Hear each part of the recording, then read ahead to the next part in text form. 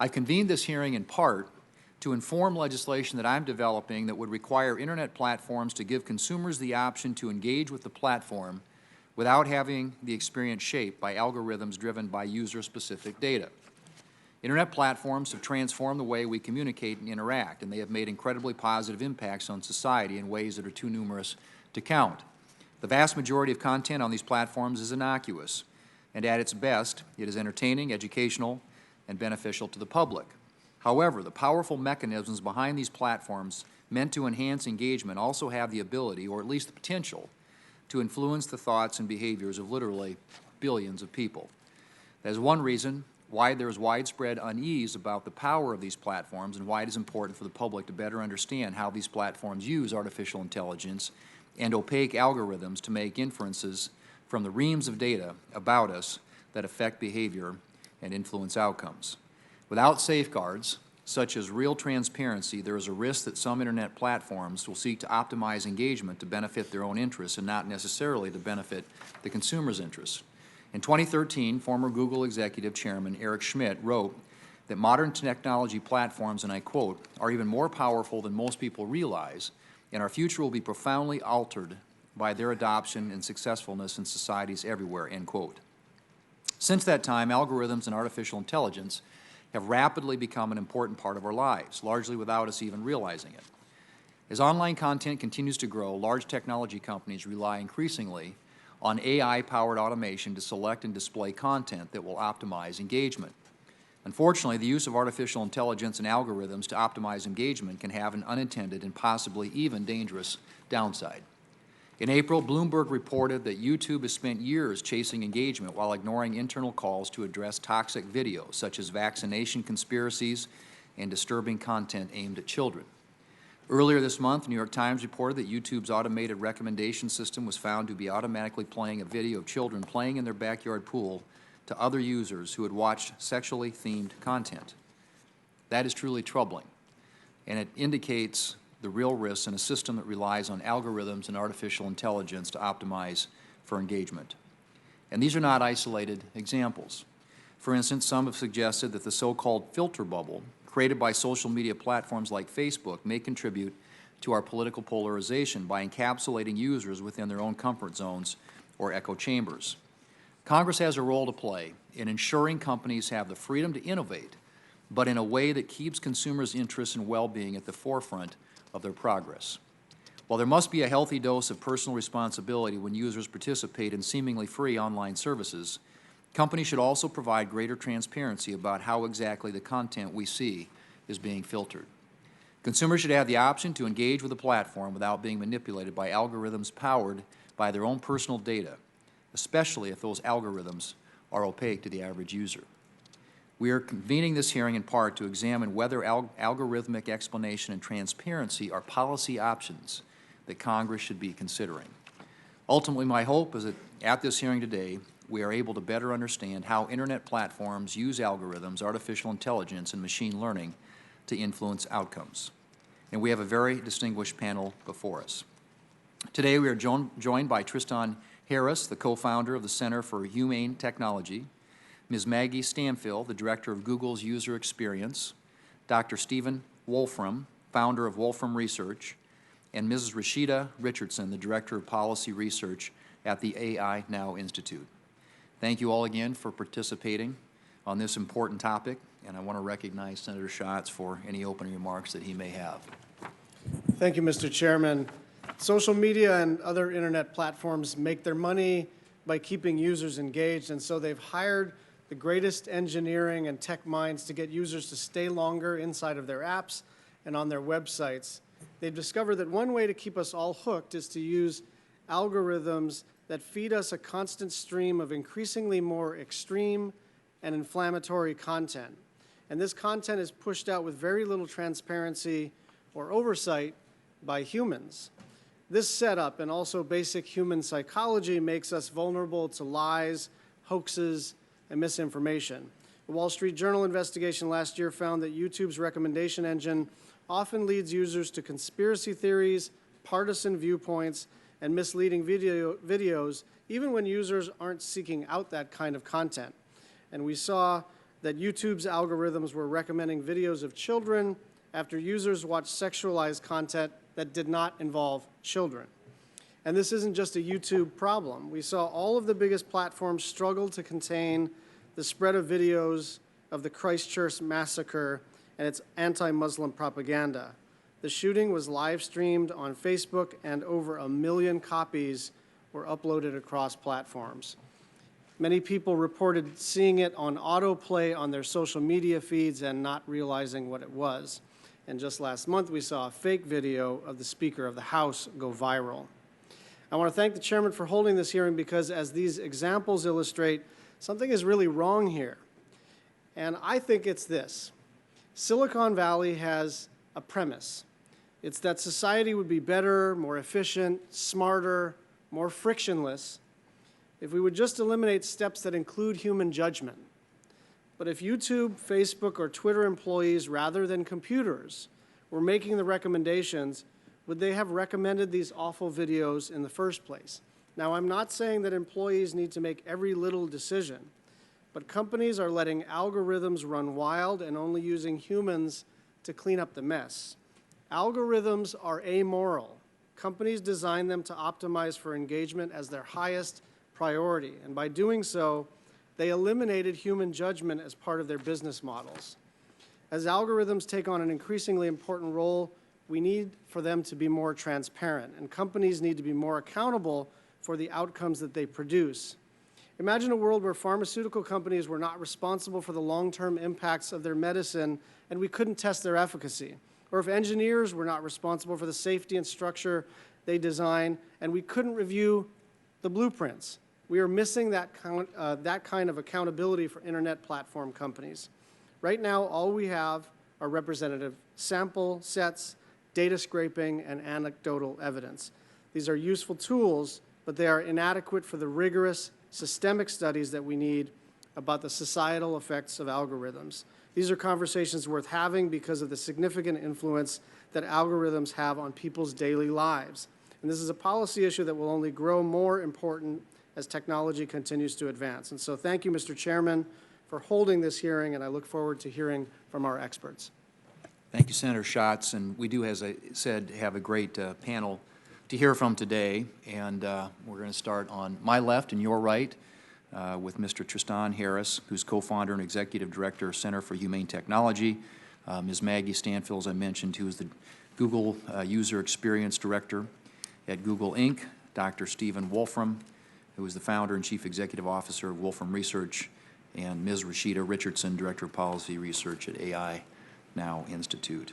So if you would, confine your oral remarks to as close as 5 minutes as possible. It'll give us an opportunity to maximize the chance for members to ask questions. But thank you all for being here. We look forward to hearing from you. Mr. Harris. Thank you, Senator Thune and Senator Schatz. Everything you said, it's sad to me because it's happening not by accident but by design. Because the business model is to keep people engaged, which in other words, this hearing is about persuasive technology. And persuasion is about an invisible asymmetry of power. When I was a kid, I was a magician. And magic teaches you that you can have asymmetric power without the other person realizing it. You can masquerade to have asymmetric power while looking like you have an equal relationship. You say, pick a card, any card, while meanwhile you know exactly how to get that person to pick the card that you want. And essentially what we're experiencing with technology is an increasing asymmetry of power that's been masquerading itself as an equal or contractual relationship where the responsibility is on us. So let's walk through why that's happening. In the race for attention, because there's only so much attention, companies have to get more of it by being more and more aggressive. I call it the race to the bottom of the brainstem. So it starts with techniques like pull to refresh. So you pull to refresh your newsfeed. That operates like a slot machine. It has the same kind of addictive qualities that keep people in Las Vegas hooked to the slot machine. Other examples are removing stopping cues. So if I take the bottom out of this glass and I keep refilling the water or the wine, you won't know when to stop drinking. So that's what happens with infinitely scrolling feeds. We naturally remove the stopping cues, and this is what keeps people scrolling. But the race for attention has to get more and more aggressive, and so it's not enough just to get your behavior and predict what will take your behavior. we have to predict how to keep you hooked in a different way. And so it crawled deeper down the brainstem into our social validation. So that was the introduction of likes and followers. How many followers do I have? And that got it was much cheaper to, instead of getting your attention, to get you addicted to getting attention from other people. And this has created the kind of mass narcissism and mass cultural thing that's happening with young people, especially today. And after 2 decades in decline, the mental health of 10 to 14-year-old girls has actually shot up 170% in the last 8 years. And this has been very characteristically the cause of social media. And in the race for attention, it's not enough just to get people addicted to attention. The race has to migrate to AI. Who can build a better predictive model of your behavior? And so if you give an example of YouTube, so there you are, you're about to hit play on a YouTube video, and you hit play, and then you think you're going to watch this one video, and then you wake up 2 hours later and say, oh my God, what just happened? And the answer is because you had a supercomputer pointed at your brain. And at the moment you hit play, it wakes up an avatar voodoo doll-like version of you inside of a Google server. And that avatar, based on all the clicks and likes and everything you've ever made, those are like your hair clippings and toenail clippings and nail filings that make the avatar look and act more and more like you. So that inside of a Google server, they can simulate more and more possibilities. If I prick you with this video, if I prick you with this video, how long would you stay? And the business model is simply what maximizes watch time. This leads to the kind of algorithmic extremism that you've pointed out. And this is what's caused 70% of YouTube's traffic now to be driven by recommendations, not by human choice, but by the machines. And it's a race between Facebook's voodoo doll, where you flick your finger, can they predict what to show you next, and Google's voodoo doll. And these are abstract metaphors that apply to the whole tech industry, where it's a race between who can better predict your behavior. Facebook has something called loyalty prediction, where they can actually predict to an advertiser when you're about to become disloyal to a brand. So if you're a mother and you take Pampers diapers, they can tell Pampers, hey, this user is about to become disloyal to this brand. So in other words, they can predict things about us that we don't know about our own selves. And that's a new level of asymmetric power. And we have a name for this asymmetric relationship, which is a fiduciary relationship or a duty of care relationship. The same standard we apply to doctors, to priests, to lawyers. Imagine a world in which priests only make their money by selling access to the confession booth to someone else. Except in this case, Facebook listens to 2 billion people's confessions, has a supercomputer next to them, and is calculating and predicting confessions you're going to make before you know you're going to make them. And that's what's causing all this havoc. So I'd love to talk about more of these things later. I just want to finish up by saying this affects everyone, even if you don't use these products. You still send your kids to a school where other people believing that anti-vaccine conspiracy theories causes impact for your life, or other people voting in your elections. And when Marc Andreessen said in 2011, the quote was, "Software is going to eat the world." And what he meant by that, Marc Andreessen was the founder of Netscape. What he meant by that was that software can do every part of society more efficiently than non-software, right? Because it's just adding efficiencies. And so we're going to allow software to eat up our elections, we're going to allow it to eat up our media, our taxi, our transportation.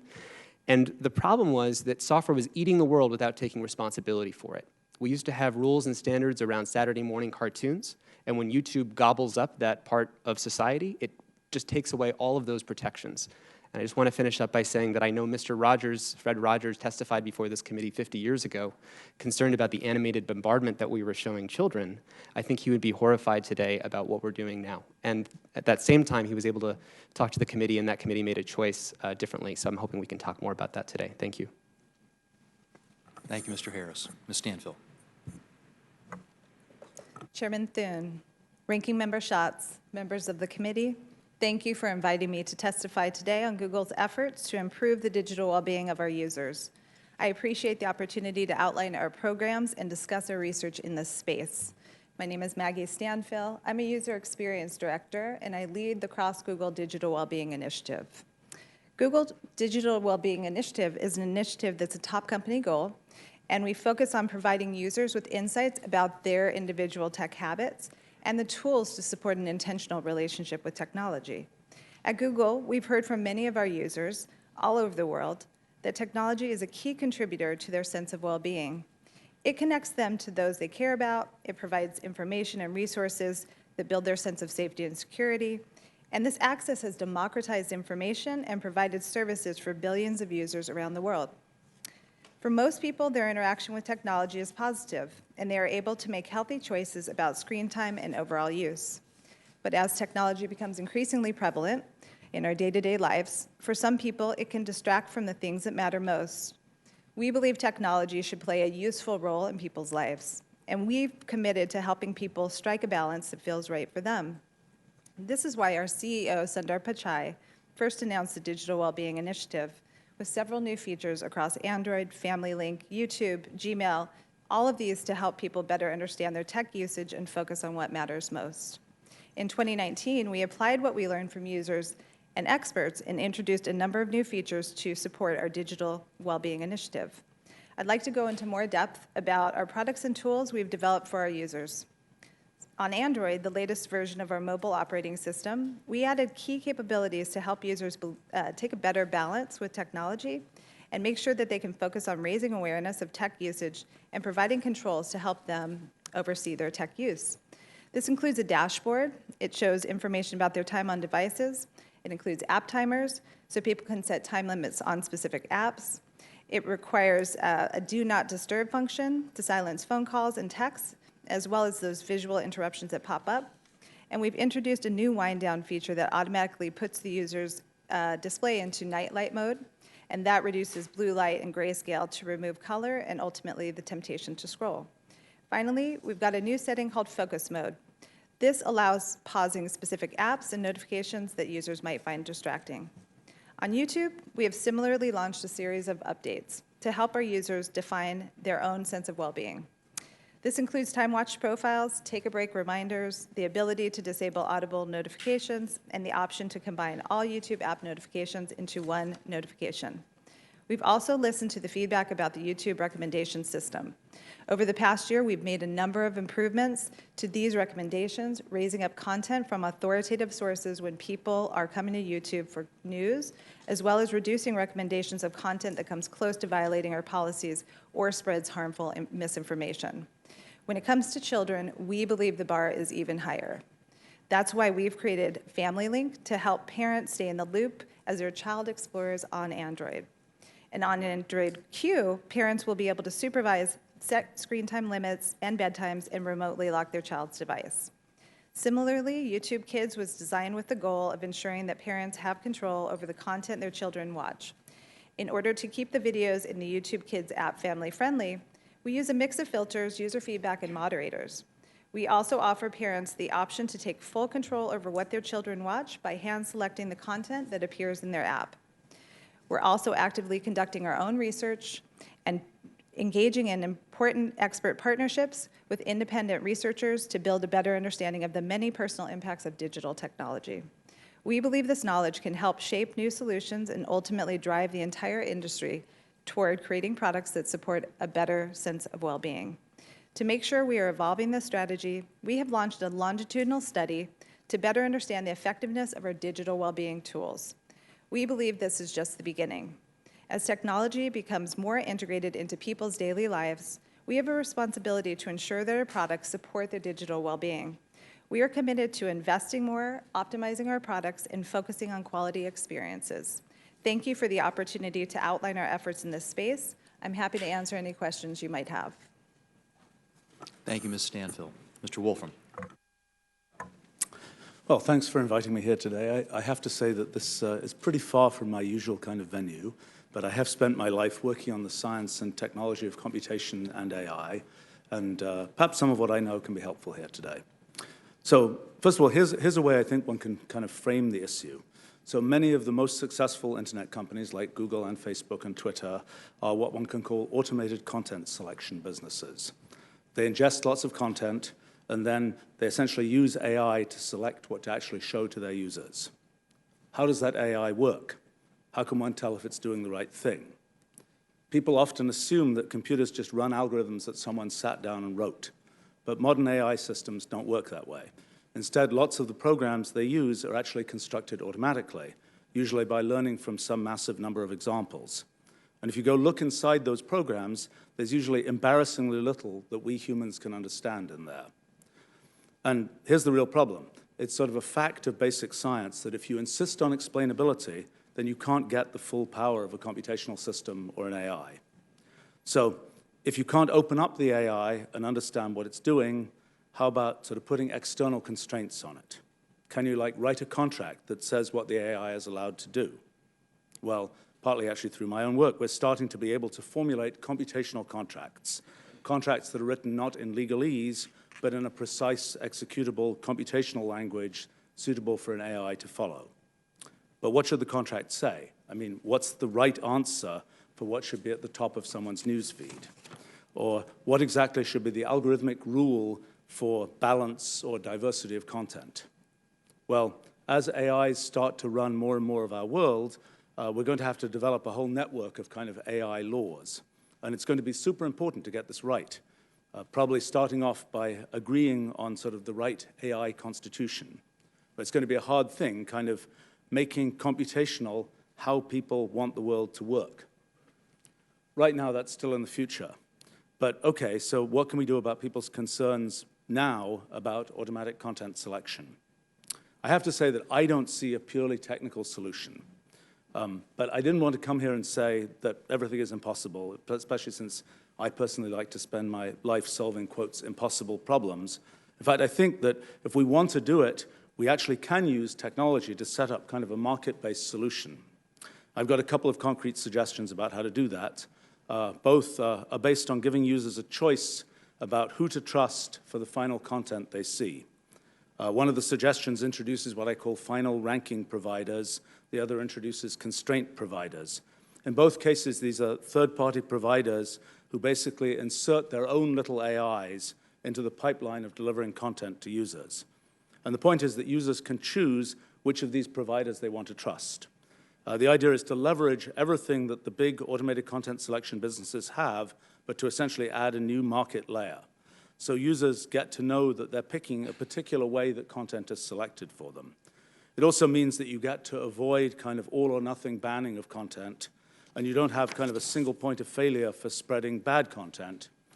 And you open up a new market, potentially delivering even higher value for users. Of course, for better or worse, unless you decide to force certain content or diversity of content, which you could, people can live kind of in their own content bubbles, though importantly, they get to choose those themselves.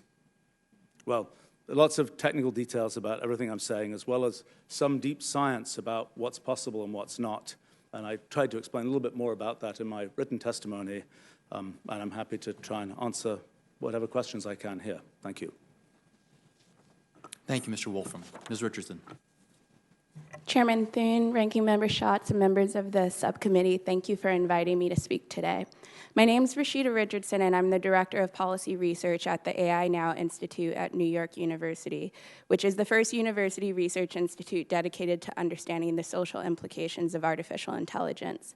Part of my role includes researching the increasing reliance on AI and algorithmic systems and crafting policy and legal recommendations to address and mitigate the problems we identify in our research.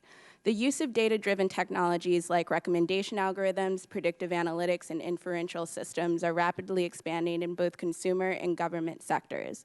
They determine where our children go to school, whether someone will receive Medicaid benefits, who is sent to jail before trial, which news articles we see, and which job seekers are offered an interview. Thus, they have a profound impact on our lives and require immediate attention and action by Congress. Though these technologies affect every American, they are primarily developed and deployed by a few powerful companies and therefore shaped by these companies' incentives, values, and interests. These companies have demonstrated limited insight into whether their products will harm consumers and even less experience in mitigating those harms. So while most technology companies promise that their products will lead to broad societal benefits, there's little evidence to support these claims, and in fact, mounting evidence points to the contrary. For example, IBM's Watson supercomputer was designed to improve patient outcomes, but recently internal IBM documents showed it actually provided unsafe and erroneous cancer treatment recommendations. This is just one of numerous examples that have come to light in the last year showing the difference between the marketing companies used to sell these technologies and the stark reality of how these technologies ultimately perform. While many powerful industries pose potential harms to consumers with new products, the industry producing algorithmic and AI systems pose three particular risks that current laws and incentive structures fail to adequately address. The first risk is that AI systems are based on compiled data that reflect historical and existing social and economic conditions. This data is neither neutral or objective. Thus, AI systems tend to reflect and amplify cultural biases, value judgments, and social inequities. Meanwhile, most existing laws and regulations struggle to account for or adequately remedy these disparate outcomes, as they tend to focus on individual acts of discrimination and less on systemic bias or bias encoded in the development process. The second risk is that many AI systems and internet platforms are optimization systems that prioritize technology companies' monetary interests and results in products being designed to keep users engaged while often ignoring social costs, like how the product may affect non-users, environments, and markets. A non-AI example of this logic and model is a slot machine, while a recent AI-based example is the navigation system Waze, which was subject to public scrutiny following many incidents across the US where the application redirected highway traffic through residential neighborhoods unequipped for the influx of vehicles, which increased accidents and risk to pedestrians. The third risk is that most of these technologies are black boxes, both technologically and legally. Technologically, they're black boxes because most of the internal workings are hidden away inside the companies. Legally, technology companies obstruct accountability efforts through claims of proprietary or trade secret legal protections, even though there is no evidence that legitimate inspection, auditing, or oversight poses any competitive risk. Controversies regarding emerging technologies are becoming increasingly common and show the harm caused by technologies optimized for narrow goals like engagement, speed, and profit at the expense of social and ethical considerations like safety and accuracy. We are at a critical moment where Congress is in a position to act on some of the most pressing issues, and by doing so, paving the way for a technological future that is safe, accountable, and equitable. With these concerns in mind, I offer the following recommendations, which are detailed in my written statement. Require technology companies to waive trade secrecy and other legal claims that hinder oversight and accountability mechanisms. Require public disclosure of technologies that are involved in any decision about consumers by name and vendor. Empower consumer protection agencies to apply truth in advertising laws. Revive the Congressional Office of Technology Assessment to perform pre-market review and post-market monitoring of technologies. Enhance whistleblower protections for technology company employees that identify unethical and unlawful uses of AI or algorithms. Require any transparency or accountability mechanisms to include a detailed reporting of the full stack supply chain, and require companies to perform and publish algorithmic impact assessments prior to public use of products and services. Thank you. Thank you, Ms. Richardson. Well, let me start, Mr. Harris, with you. As we go about crafting consumer data privacy legislation in this committee, we know that internet platforms like Google and Facebook have vast quantities of data about each user. What can these companies predict about users based on that data? Thank you for the question. So I think there's an important connection to make between privacy and persuasion that I think often isn't linked, so maybe it's helpful to link that. You know, with Cambridge Analytica, that was an event in which, based on your Facebook likes, based on 150 of your Facebook likes, I could predict your political personality, and then I could do things with that. The reason I described in my opening statement that this is about an increasing asymmetry of power is that without any of your data, I can predict increasing features about you using AI. There's a paper recently that with 80% accuracy, I can predict your same big 5 personality traits that Cambridge Analytica got from you without any of your data. All I have to do is look at your mouse movements and click patterns. So in other words, it's the end of the poker face. Your behavior is your signature, and we can know your political personality. Based on tweet text alone, we can actually know your political affiliation with about 80% accuracy. Computers can calculate probably that you're homosexual before you might know that you're homosexual. They can predict with 95% accuracy that you're going to quit your job, according to an IBM study. They can predict that you're pregnant. They can predict your microexpressions on your face better than a human being can. Microexpressions are your soft reactions to things that are not very visible but are invisibly visible. Computers can predict that.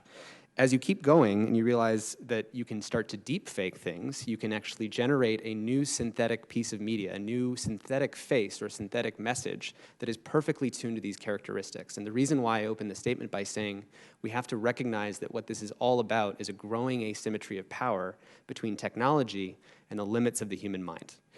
My favorite sociobiologist, E.O. Wilson, said the fundamental problem of humanity is that we have Paleolithic ancient emotions, we have medieval institutions, and we have godlike technology. So we're chimpanzees with nukes, and our Paleolithic brains are limited against the increasing exponential power of technology at predicting things about us. The reason why it's so important to migrate this relationship from being extractive to get things out of you to being a fiduciary is you can't have asymmetric power that is specifically designed to extract things from you. Just like you can't have, again, lawyers or doctors whose entire business model is to take everything they learned and sell it to someone else. Except in this case, the level of things that we can predict about you is far greater than actually each of those fields combined when you actually add up all the data that assembles a more and more accurate voodoo doll of each of us. And there's 2 billion voodoo dolls, by the way. There's one for 1 out of every 4 people on Earth with YouTube's and Facebook are more than 2 billion people. Ms. Stanphill, in your prepared testimony, you note that companies like Google have a responsibility to ensure that products support users' digital well-being. Does Google use persuasive technology, meaning technology that is designed to change people's attitudes and behaviors? And if so, how do you use it? And do you believe that persuasive technology supports a user's digital well-being? Thank you, Senator. No, we do not use persuasive technology at Google. In fact, our foremost principles are built around transparency, security, and control of our users' data. Those are the principles through which we design products at Google. Dr. Wolfram, in your prepared testimony, you write that it's possible to expect, impossible, I should say, to expect any useful form of general explainability for automated content selection systems. If this is the case, what should policymakers require or expect of Internet platforms with respect to algorithm explanation or transparency? I don't think that explaining how algorithms work is a great direction. I mean, the basic issue is if the algorithm is doing something really interesting, then you're not going to be able to explain it, because if you could explain it, it would be like saying you can jump ahead and say what it's going to do without letting it just do what it's going to do. So it's kind of a scientific issue that if you're going to have something that is explainable, then it isn't getting to use the sort of full power of computation to do what it does. So my own view, which is sort of disappointing for me as a technologist, is that you actually have to put humans in the loop. And in a sense, the thing to understand about AI is we can automate many things about how things get done. What we don't get to automate is the goals of what we want to do. The goals of what we want to do are not something that is sort of definable as an automatic thing. The goals of what we want to do is something that humans have to come up with. And so I think the most promising direction is to think about breaking kind of the AI pipeline and figuring out where you can put into that AI pipeline the right level of kind of human input. My own feeling is the most promising possibility is to kind of insert, to leave the great value that's been produced by the current automated content selection companies in ingesting large amounts of data, being able to monetize large amounts of content, et cetera, but to insert a way for users to be able to choose who they trust about what finally shows up in their news feed or in their search results or whatever else. And I think that there are technological ways to make that kind of insertion that will actually, if anything, add to the richness of potential experience for users and possibly even the financial returns for the market. And very quickly, Ms. Richardson, what are your views about whether algorithm explanation or algorithm transparency are appropriate policy responses, and kind of response to Dr. Wolfram's? I think they're a good interim step in that transparency is almost necessary to understand what these technologies are doing and to assess the benefits and risk. But I don't think transparency or even explainability is an end goal, because I still think you're going to need some level of legal regulation to impose liability so bad or negligent actors act in a proper manner, but also to incentivize companies to do the right thing or apply due diligence, because in a lot of cases that I cited in my written testimony, there are sort of public relations disasters that happened on the back end, and many of them could have been assessed or interpreted during the development process, but companies aren't incentivized to do that. So in some ways, transparency and explainability can give both legislators and the public more insight into these choices that companies are making to assess whether or not liability should be attached or different regulatory enforcement needs to be pursued. Thank you. Senator Schatz. Thank you, Chairman. Thank you to the testifiers. First, a yes or no question. Do we need more human supervision of algorithms on online platforms? Mr. Harris? Yes. Yes. Yes, although I would put some footnotes. Sure. Yes, with footnotes. So I want to follow up on what Dr. Wolfram said in terms of the unbreakability of these algorithms and the lack of transparency that is sort of built into what they are foundationally. And the reason I think that's an important point that you're making, which is that you need a human circuit breaker at some point to say, no, I choose not to be fed things by an algorithm. I choose to jump off of this platform. That's one aspect of humans acting as a circuit breaker. I'm a little more interested in the human employee, either at the line level or the human employee at the supervisory level, who takes some responsibility for how these algorithms evolve over time. And Ms. Richardson, I want you to maybe speak to that question, because it seems to me as policymakers, that's where the sweet spot is to find an incentive or a requirement where these companies will not allow these algorithms to run essentially unsupervised and not even understood by the highest echelons of the company except in their output. And so, Ms. Richardson, can you help me to flesh out what that would look like in terms of enabling human supervision? So I think it's important to understand some of the points about the power asymmetry that Mr. Harris mentioned, because I definitely do think we need a human in the loop, but we also need to be cognizant of who actually has power in those dynamics, and that you don't necessarily want a frontline employee taking full liability for a decision that or for a system that they had no input in the design or even in their current sort of position in using it.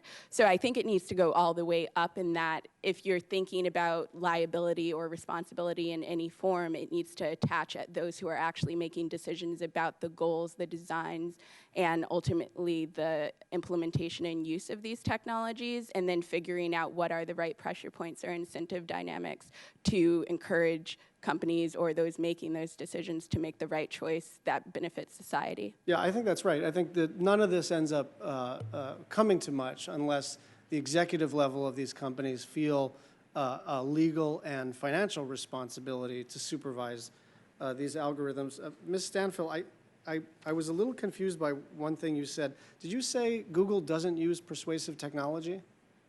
That is correct, sir. Mr. Harris, is that true? It's complicated. Persuasion is happening all throughout the ecosystem. In my mind, by the way, this is less about accusing one company, Google or Facebook. It's about understanding that every company... Yeah, I get that, but she's here, and, Yes. and she just said that they don't use persuasive technology.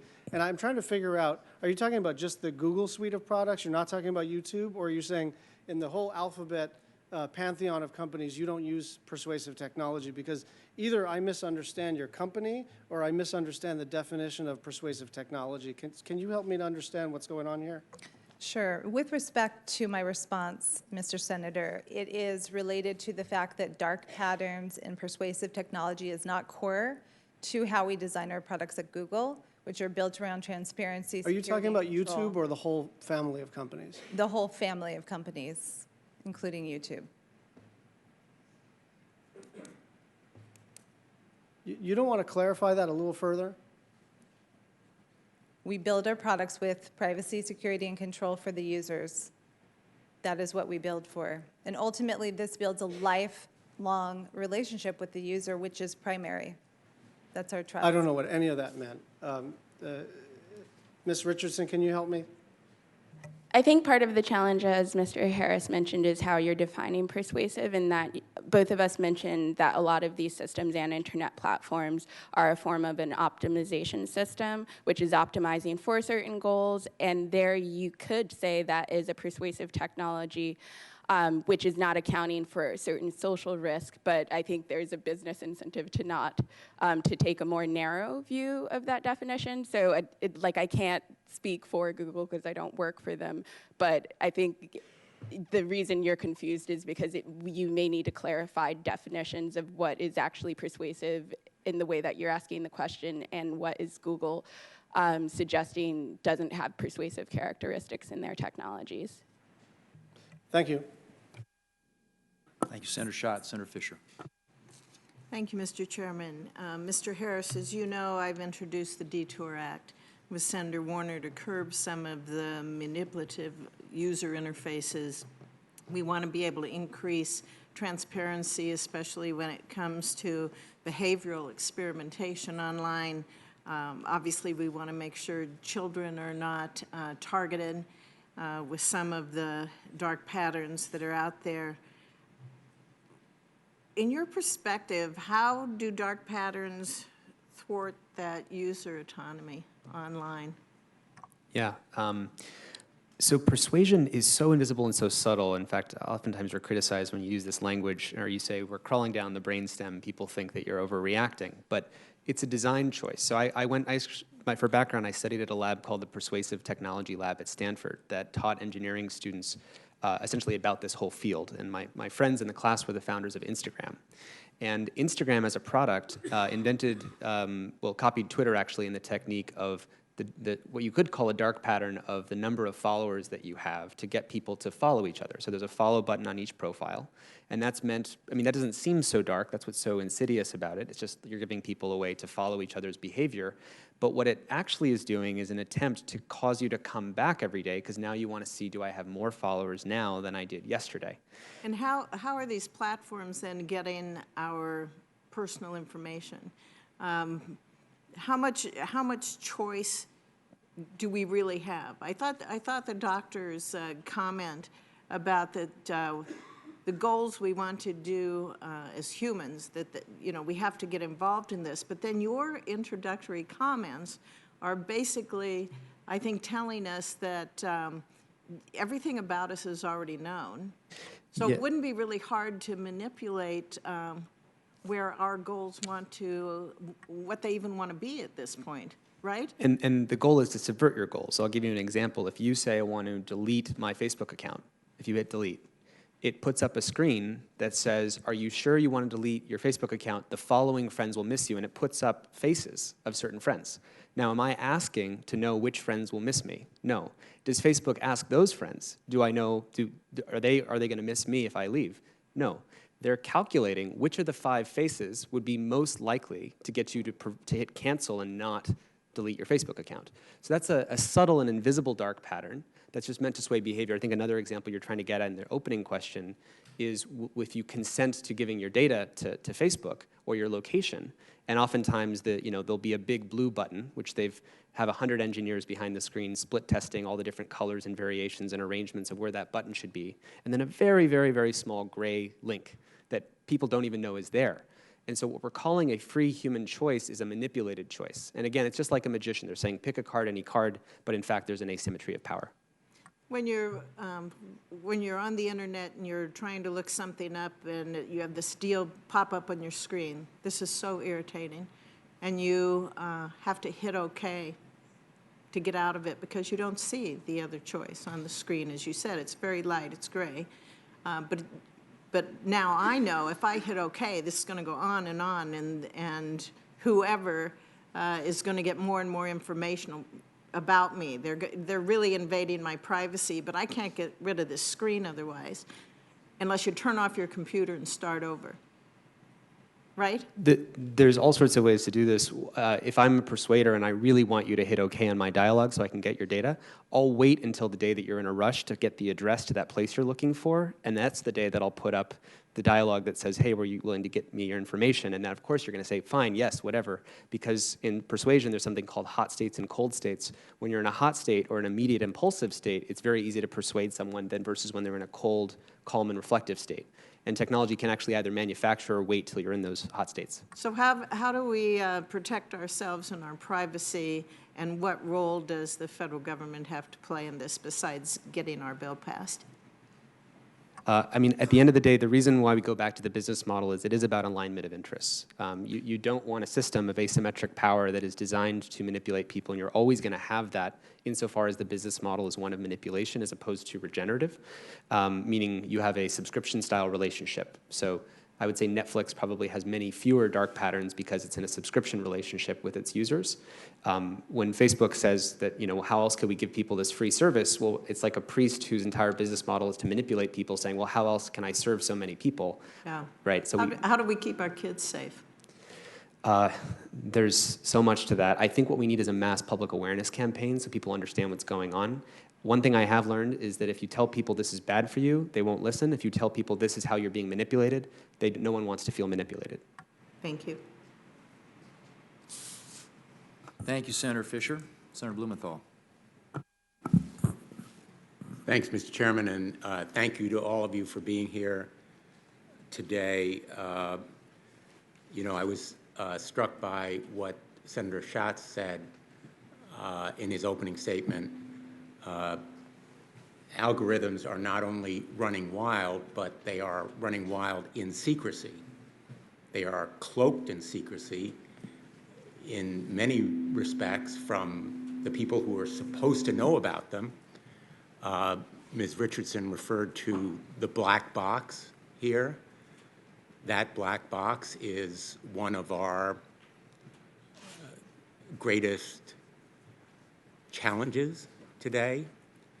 And I think that we are at a time when algorithms, AI, and the exploding use of them is almost comparable to the time of the beginnings of atomic energy in this country. We now have an atomic energy commission. Nobody can build bombs, nuclear bombs, in their backyard because of the dangers of nuclear fission and fusion, which is comparable, I think, to what we have here, systems that are, in many respects, beyond our human control and affecting our lives in very direct, extraordinarily consequential terms beyond the control of the user and maybe the builder. So on the issue of persuasive technology, I find, Ms. Stanphill, your contention that Google does not build systems with the idea of persuasive technology in mind somewhat difficult to believe, because I think Google tries to keep people glued to its screens at the very least. That persuasive technology is operative. It's part of your business model. Keep the eyeballs. It may not be persuasive technology to convert them to the far left or the far right. Some of the content may do it, but at the very least, the technology is designed to promote usage. YouTube's recommendation system has a notorious history of pushing dangerous messages and content, promoting radicalization, disinformation, and conspiracy theories. Earlier this month, Senator Blackburn and I wrote to YouTube on reports that its recommendation system was promoting videos that sexualized children, effectively acting as a shepherd for pedophiles across its platform. Now, you say in your remarks that you've made changes to reduce the recommendation of content that, quote, violates our policies or spreads harmful misinformation. And according to your account, the number of views from recommendations for these videos has dropped by over 50% in the United States. I take those numbers as you've provided them. Can you tell me what specific steps you have taken to end your recommendation system's practice of promoting content that sexualizes children? Thank you, Senator. We take our responsibility to supporting child safety online extremely seriously. Therefore, these changes are in effect, and as you stated, these have had a significant impact. But what specifically? resulting in actually changing which content appears in the recommendations. So this is now classified as borderline content. That includes misinformation and child exploitation content. You know, I am running out of time. I have so many questions, but I would like each of the witnesses to respond to the recommendations that Ms. Richardson has made, which I think are extraordinarily promising and important. I'm not going to have time to ask you about them here, but I would like the witnesses to respond in writing, if you would, please.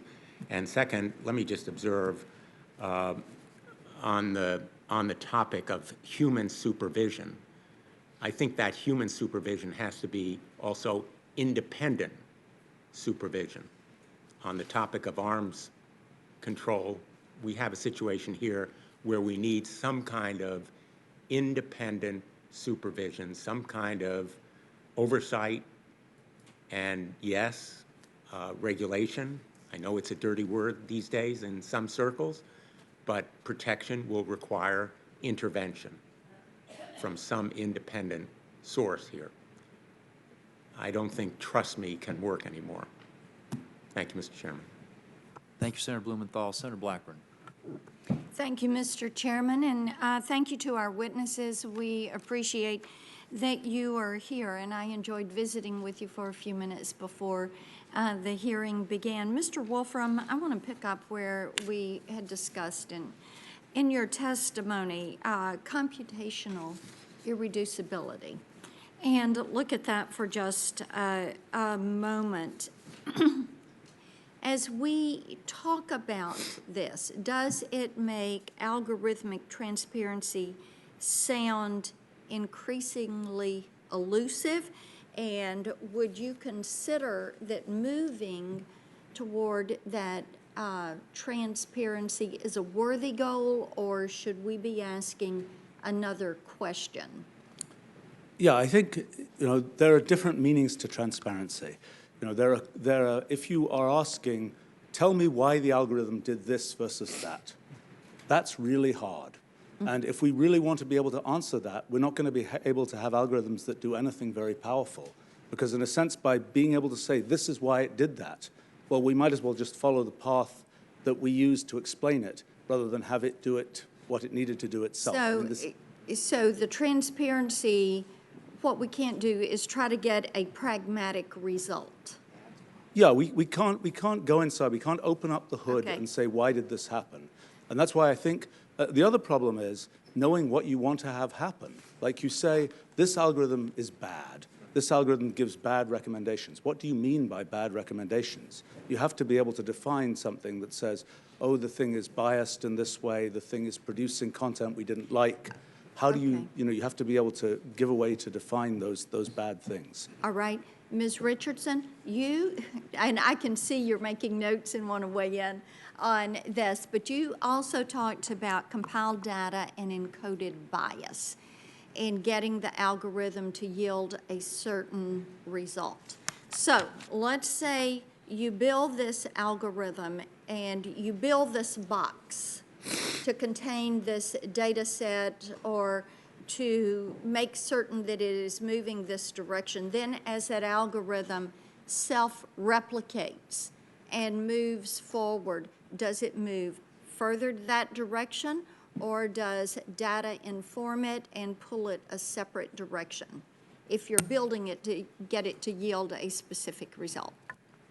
So it depends on what type of technical system we're talking about, but to unpack what I was saying is the problem with a lot of these systems is they're based on data sets, which reflect all of our current conditions, which also means any imbalances in our conditions. So one of the examples that I gave in my written testimony referenced Amazon's hiring algorithm, which was found to have gender disparate outcomes, and that's because it was learning from prior hiring practices. And there's also examples of other similar hiring algorithms, one of which found that if you had the name Jared and you played lacrosse, you had a better chance of getting a job interview. And there, it's not necessarily that the correlation between your name being Jared and playing lacrosse means that you're necessarily a better employee than anyone else. It's simply looking at patterns in the underlying data, but it doesn't necessarily mean that the patterns that the system is seeing actually reflects reality, or in some cases it does, and it's not necessarily how we want to view reality, and instead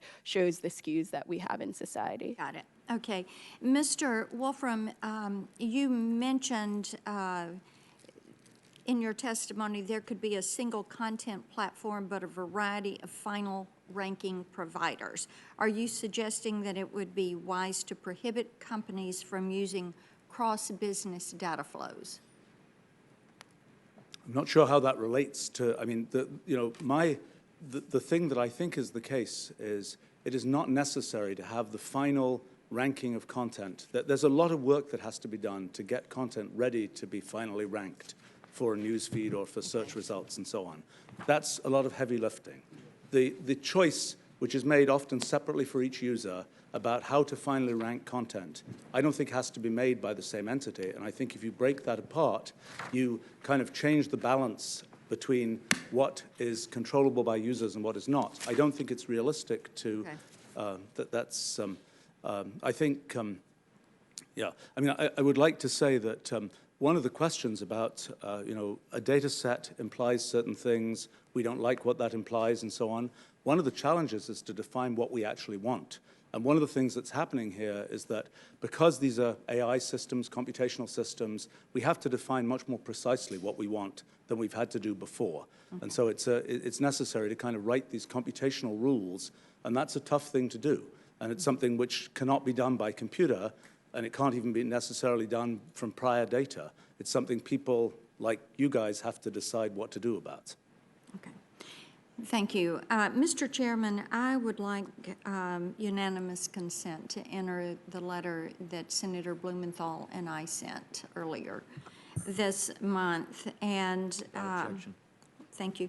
I know my time has expired, but I will just simply say to Ms. Stanphill that the evasiveness on answering Senator Blumenthal's question about what they are doing is inadequate when you look at the safety of children online. Just to say that you're changing the content that appears in the recommended list is inadequate. And Mr. Harris, I will submit a question to you about what we can look at on platforms for combating some of this bad behavior. Thank you, Senator Blackburn. Senator Peters. Thank you, Mr. Chairman, and thank you to our witnesses. Fascinating discussion. I'd like to address an issue that I think is of profound importance to our democratic republic.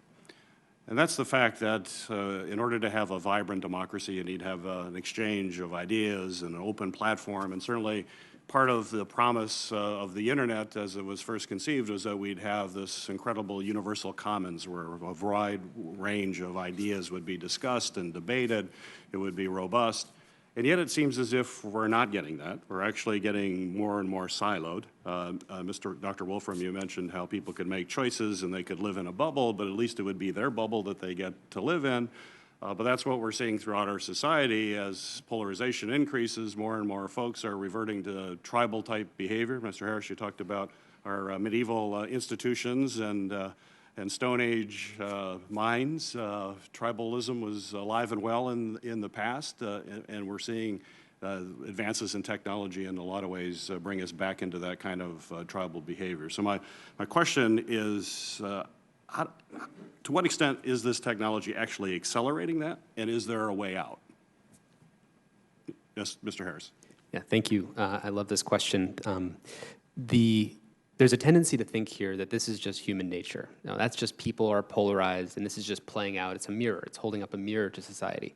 But what it's really doing is it's an amplifier for the worst parts of us. So in the race to the bottom of the brainstem to get attention, let's take an example like Twitter. It's calculating what is the thing that I can show you that gets the most engagement. And it turns out that outrage, moral outrage, gets the most engagement. So it was found in a study that for every word of moral outrage that you add to a tweet, it increases your retweet rate by 17%. So In other words, the polarization of our society is actually part of the business model. Another example of this is that shorter, briefer things work better in an attention economy than long, complex, nuanced ideas that take a long time to talk about. And so that's why you get 140 characters dominating our social discourse. But reality and the most important topics to us are increasingly complex, while we can say increasingly simple things about them. That automatically creates polarization because you can't say something simple about something complicated and have everybody agree with you. People will, by definition, misinterpret and hate you for it. And then it's never been easier to retweet that and generate a mob that will come after you. And this has created a call-out culture and chilling effects and a whole bunch of other subsequent effects in polarization that are amplified by the fact that these platforms are rewarded to give you the most sensational stuff. One last example of this is on YouTube. Let's say we actually equalize. I know there's people here concerned about equal representation on the left and the right in media. Let's say we get that perfectly right. As recently as just a month ago on YouTube, if you did a map of the top 15 most frequently mentioned verbs or keywords in the recommended videos, they were hates, debunks, obliterates, destroys. In other words, Jordan Peterson destroys social justice warrior in video. So that kind of thing is the background radiation that we're dosing 2 billion people with.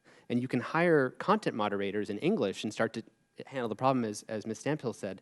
But the problem is that 2 billion people in hundreds of languages are using these products. How many engineers at YouTube speak the 22 languages of India where there's an election coming up? So that's some context on that. Well, there's a lot of context. Fascinating. And I'm running out of time, but I took particular note in your testimony when you talked about how technology will eat up elections. And you were referencing, I think, another writer on that issue.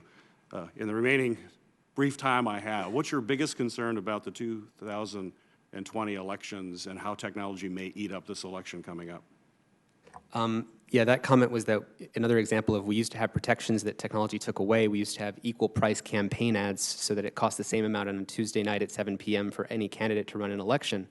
When Facebook gobbles up that part of media, it just takes away those protections. So there's now no equal pricing. In terms of what I'm worried about, I'm mostly worried about the fact that none of these problems have been solved.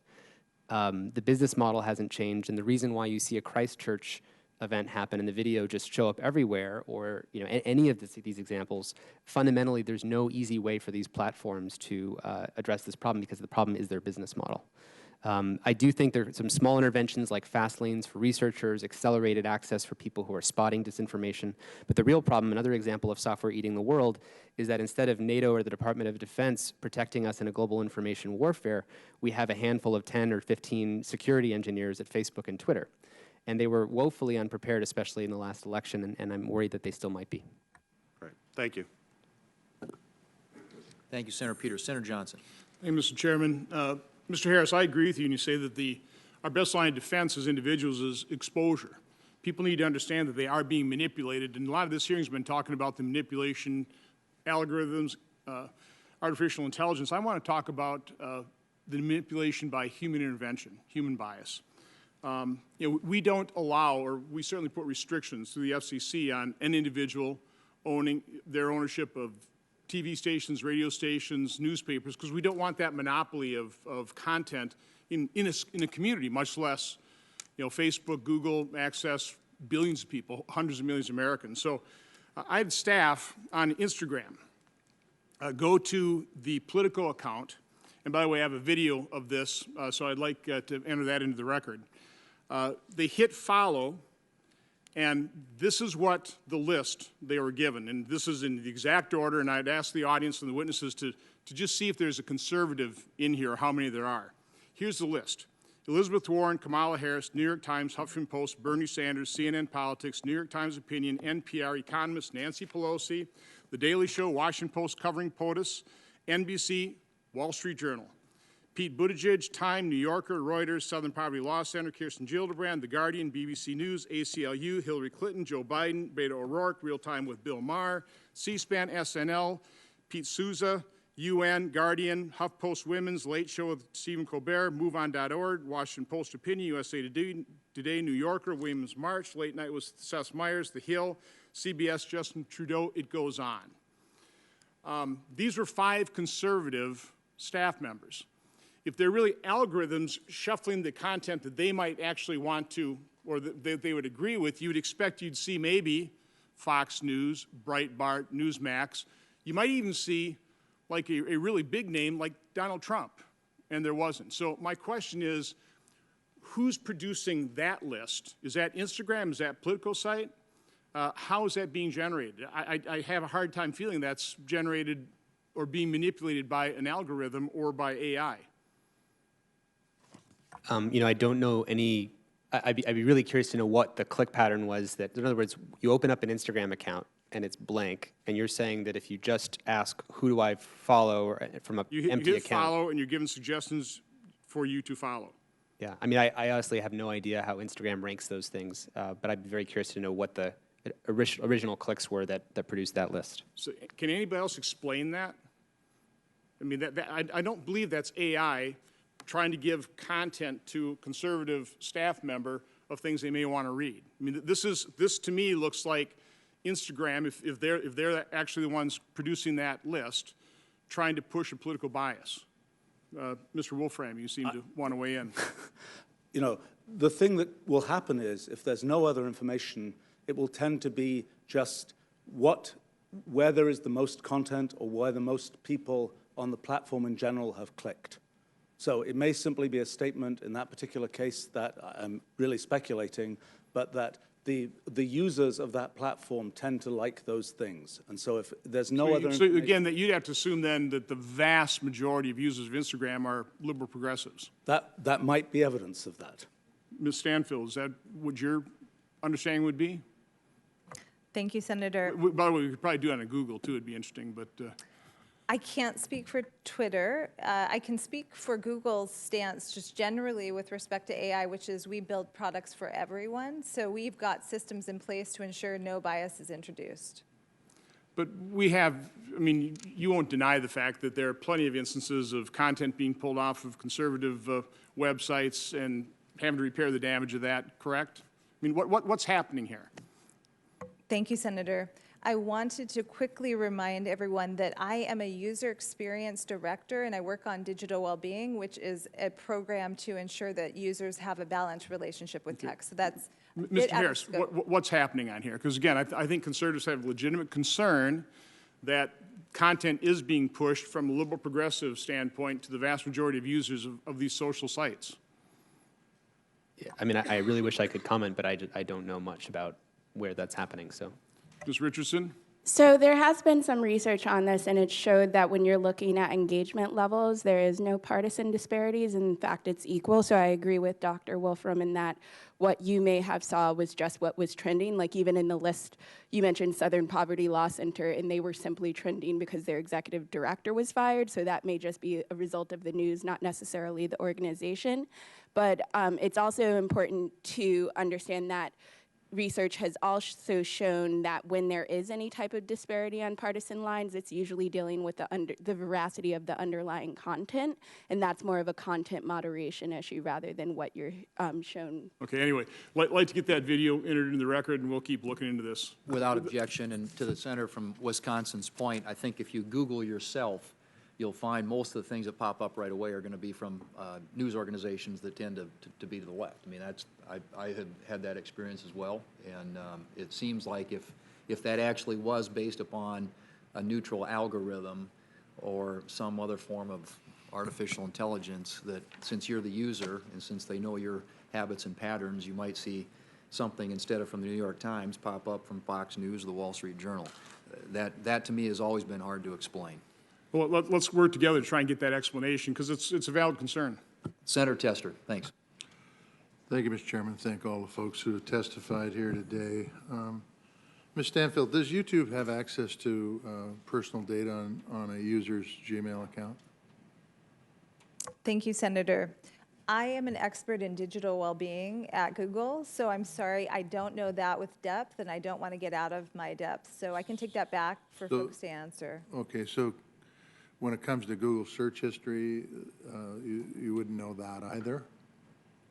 I'm sorry, Senator. I'm not an expert in search, and I don't want to get out of my depth, but I can take it back. Okay, all right.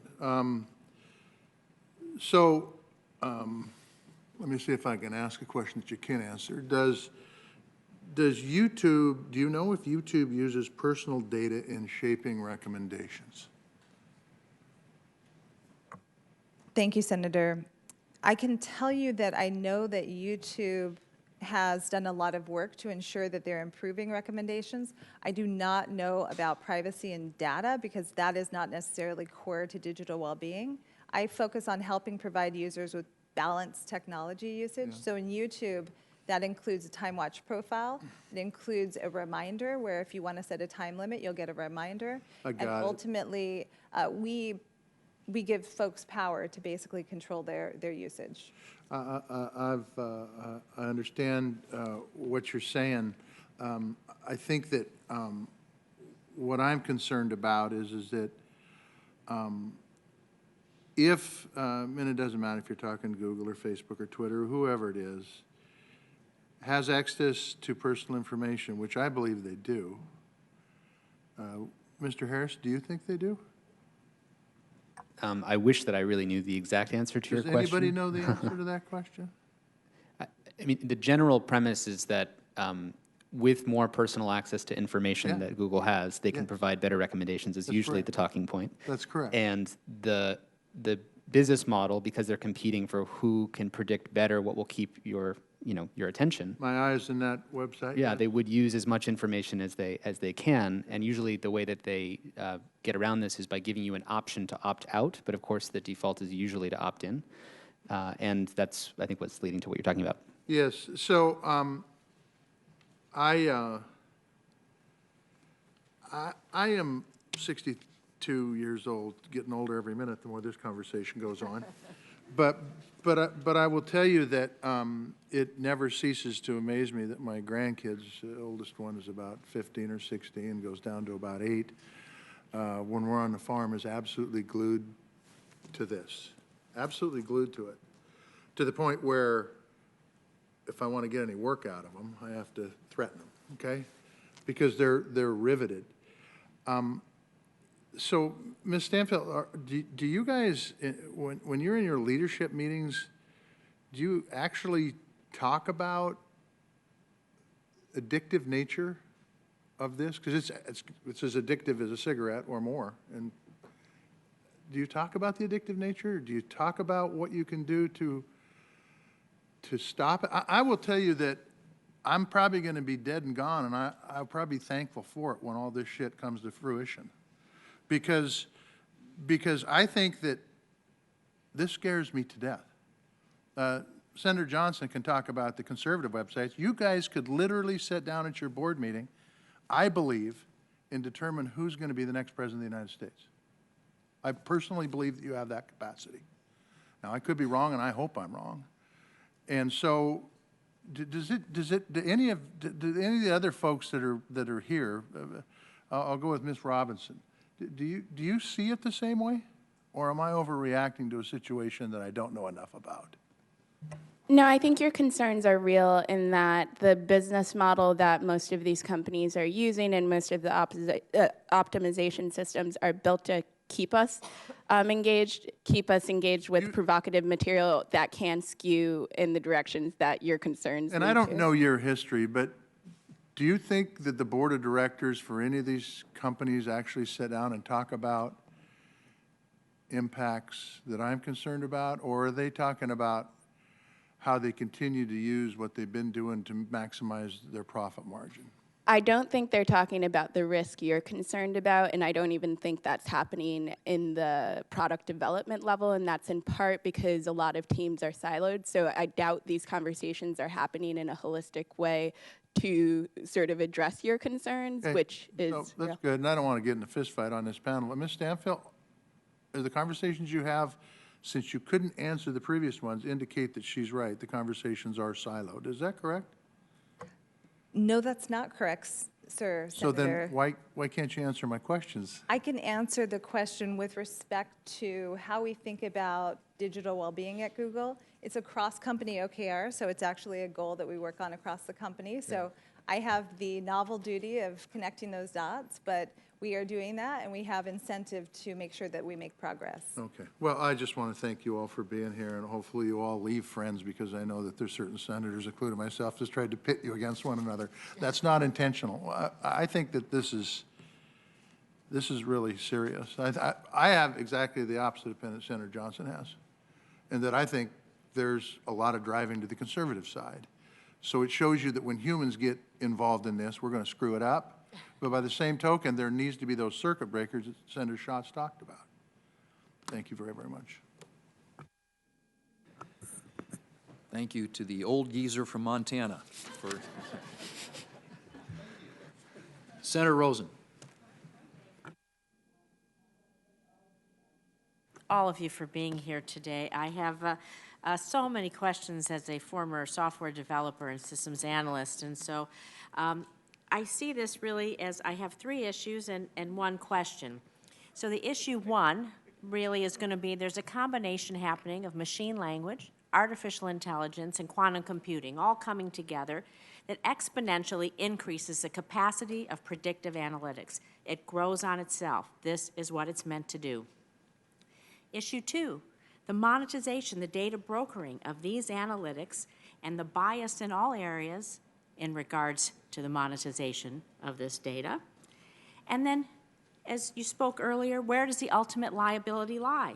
With the scientists that craft the algorithm, with the computer that potentiates the data and the algorithm, or the company or persons who monetize the end use of the data for whatever means, right? So 3 big issues, many more, but on its face. But my question today is on transparency. So many sectors, we require transparency. We're used to it every day. Think about this for potential harm. So every day you go to the grocery store, the market, a convenience store. In the food industry, we have required nutrition labeling on every single item. It clearly discloses our nutrition content. We even have it on menus now, calorie count, oh my, maybe I won't have that Alfredo, right? You'll go for the salad. And so we've accepted this. All of our companies have done this. It's a state of, there isn't any food that doesn't have a label. Maybe there is some food, but basically we have it. So to empower consumers, how do you think we could address some of this transparency that maybe at the end of the day we're all talking about in regards to this, these algorithms, the data, what happens to it, how we deal with it? It's overwhelming.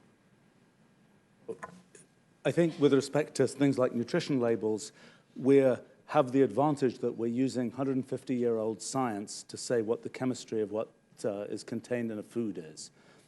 Things like computation and AI are a bit of a different kind of science, and they have this feature that this phenomenon of computational irreducibility happens, and it's not possible to just give a quick summary of what the effect of this computation is going to be. But we know, I know, having written algorithms for myself, I have kind of an expected outcome. I have a goal in there. You talk about no goals. There is a goal. Yes. Whether you meet it or not, whether you exceed it or not, whether you fail or not, there is a goal when you write an algorithm to give somebody who's asking you for this data. The confusing thing is that the practice of software development has changed, and it's changed in machine learning and in AI. Correct. And so they can create their own goals. Machine learning It's not quite its own goals. It's rather that when you write an algorithm, you know, I expect, you know, when I started using computers a ridiculously long time ago also, you know, you would write a small program and you would know what every line of code was supposed to do. With quantum computing, you don't. But you still should have some ability to control the outcome. Well, I think my feeling is that rather than saying, I mean, yes, you can put constraints on the outcome. The question is, how do you describe those constraints?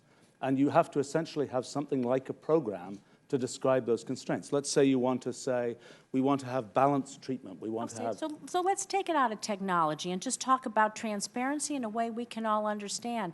Can we put it in English terms that we're going to make your data well-being, how you use it, do you sleep, don't you sleep, how many hours a day, think about your Fitbit, who is it going to? We can bring it down to those English language parameters that people understand? Well, I think some parts of it you could. I think the part that you cannot is when you say, we're going to make this give unbiased treatment of, let's say, political directions or something.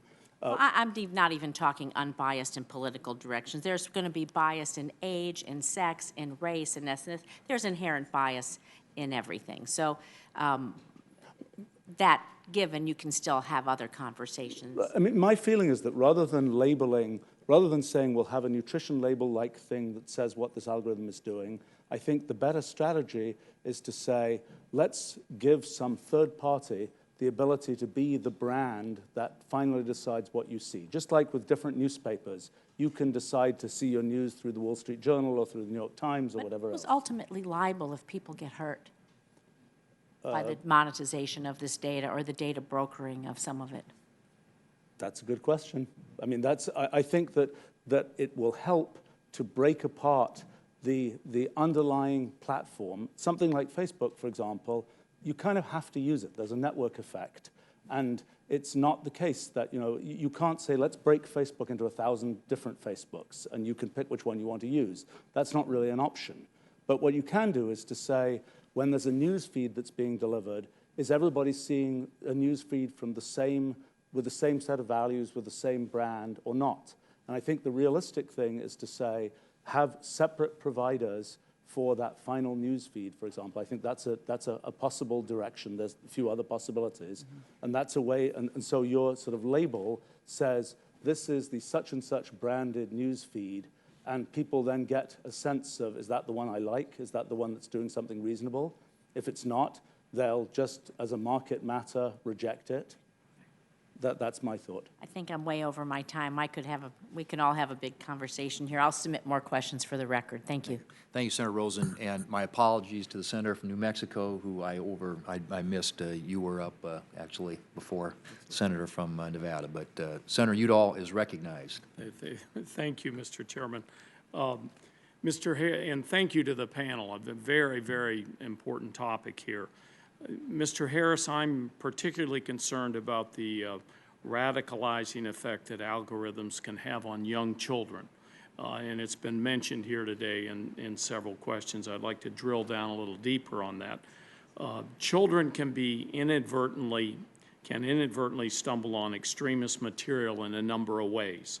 By searching for terms they don't know are loaded with subtext, by clicking on shocking content designed to catch the eye, by getting unsolicited recommendations on content designed to engage their attention and maximize their viewing time. It's a story told over and over by parents who don't understand how their children have suddenly become engaged with the alt-right and white nationalist groups or other extremist organizations. Can you provide more detail how young people are uniquely impacted by these persuasive technologies and the consequences if we don't address this issue promptly and effectively? Thank you, Senator. Yes, this is one of the issues that most concerns me. As I think Senator Schatz mentioned at the beginning, there's evidence that in the last month, even as recently as that, keeping in mind that these issues have been reported on for years now, there was a pattern identified by YouTube that young girls who had taken videos of themselves dancing in front of cameras were linked in usage patterns to other videos like that went further and further into that realm. And that was just identified by YouTube, as a supercomputer as a pattern. It's a pattern of this is a kind of pathway that tends to be highly engaging. The way that we tend to describe this, if you imagine a spectrum on YouTube, on my left side there's the calm Walter Cronkite section of YouTube. On the right-hand side there's Crazy Town. UFOs, conspiracy theories, Bigfoot, whatever. And if you take a human being and you could drop them anywhere. You could drop them in the calm section, or you could drop them in Crazy Town. But if I'm YouTube and I want you to watch more, which direction from there am I going to send you? I'm never going to send you to the calm section. I'm always going to send you towards Crazy Town. So now you imagine 2 billion people, like an ant colony of humanity, and it's tilting the playing field towards the crazy stuff. And the specific examples of this, a year ago, a teen girl who looked at a dieting video on YouTube would be recommended anorexia videos because that was the more extreme thing to show the voodoo doll that looked like a teen girl. There's all these voodoo dolls that look like that, and the next thing to show is anorexia. If you looked at a NASA moon landing, it would show flat Earth conspiracy theories, which it recommended hundreds of millions of times before being taken down recently. I wrote down another example. 50% of white nationalists in a Bellingcat study had said that it was YouTube that had red-pilled them. Red-pilling is the term for, the opening of the mind.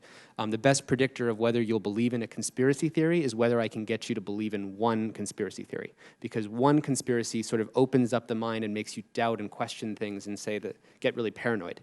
And the problem is that YouTube is doing this in mass, and it's created sort of 2 billion personalized Truman shows. Right? Each channel has that radicalizing direction. And if you think about it from an accountability perspective, back when we had Janet Jackson on one side of the TV screen at the Super Bowl and we had 60 million Americans on the other, we had a 5-second TV delay and a bunch of humans in the loop for a reason. But what happens when you have 2 billion Truman shows, 2 billion possible Janet Jacksons, and 2 billion people on the other end? It's a digital Frankenstein that's really hard to control. And so that's, I think, the way that we need to see it. From there, we can talk about how to regulate it. Yeah. And Ms. Stanphill, you've heard him just describe what Google does with young people. What responsibility does Google have if its algorithms are recommending harmful videos to a child or a young adult that they otherwise would not have viewed? Thank you, Senator. Unfortunately, the research and information cited by Mr. Harris is not accurate. It doesn't reflect current policies nor the current algorithm.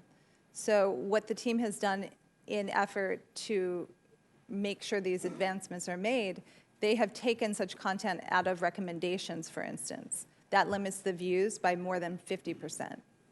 So are you saying you don't have any responsibility? Thank you, Senator. Because clearly young people are being directed towards this kind of material. There's no doubt about it. Thank you, Senator. YouTube is doing everything that it can to ensure child safety online and works with a number of organizations to do so and will continue to do so. Do you agree with that, Mr. Harris? I don't, because I know the researchers who are unpaid who stay up till 3 in the morning trying to scrape the data sets to show what these actual results are, and it's only through huge amounts of public pressure that incrementally they've tackled bit by bit, issue by issue, bits and pieces of it. And if they were truly acting in responsibility, they would be doing so preemptively without the unpaid researchers staying up till 3 in the morning doing that work. Yeah. Thank you, Mr. Chairman. Thank you, Senator Udall. Senator Sullivan. Thank you, Mr. Chairman, and I appreciate the witnesses being here today. Very important issues that we're all struggling with. Let me ask Ms. Stanphill. I had the opportunity to engage in a couple rounds of questions with Mr. Zuckerberg from Facebook when he was here. One of the questions I asked, which I think we're all trying to struggle with, is this issue of what you, when I say you, Google or Facebook, what you are, right? You think there's this notion that you're a tech company, but some of us think you might be the world's biggest publisher. I think about 140 million people get their news from Facebook. When it combines Google and Facebook, I think it's about somewhere north of 80% of Americans get their news. So what are you? Are you a publisher? Are you a tech company? And are you responsible for your content? I think that's another really important issue.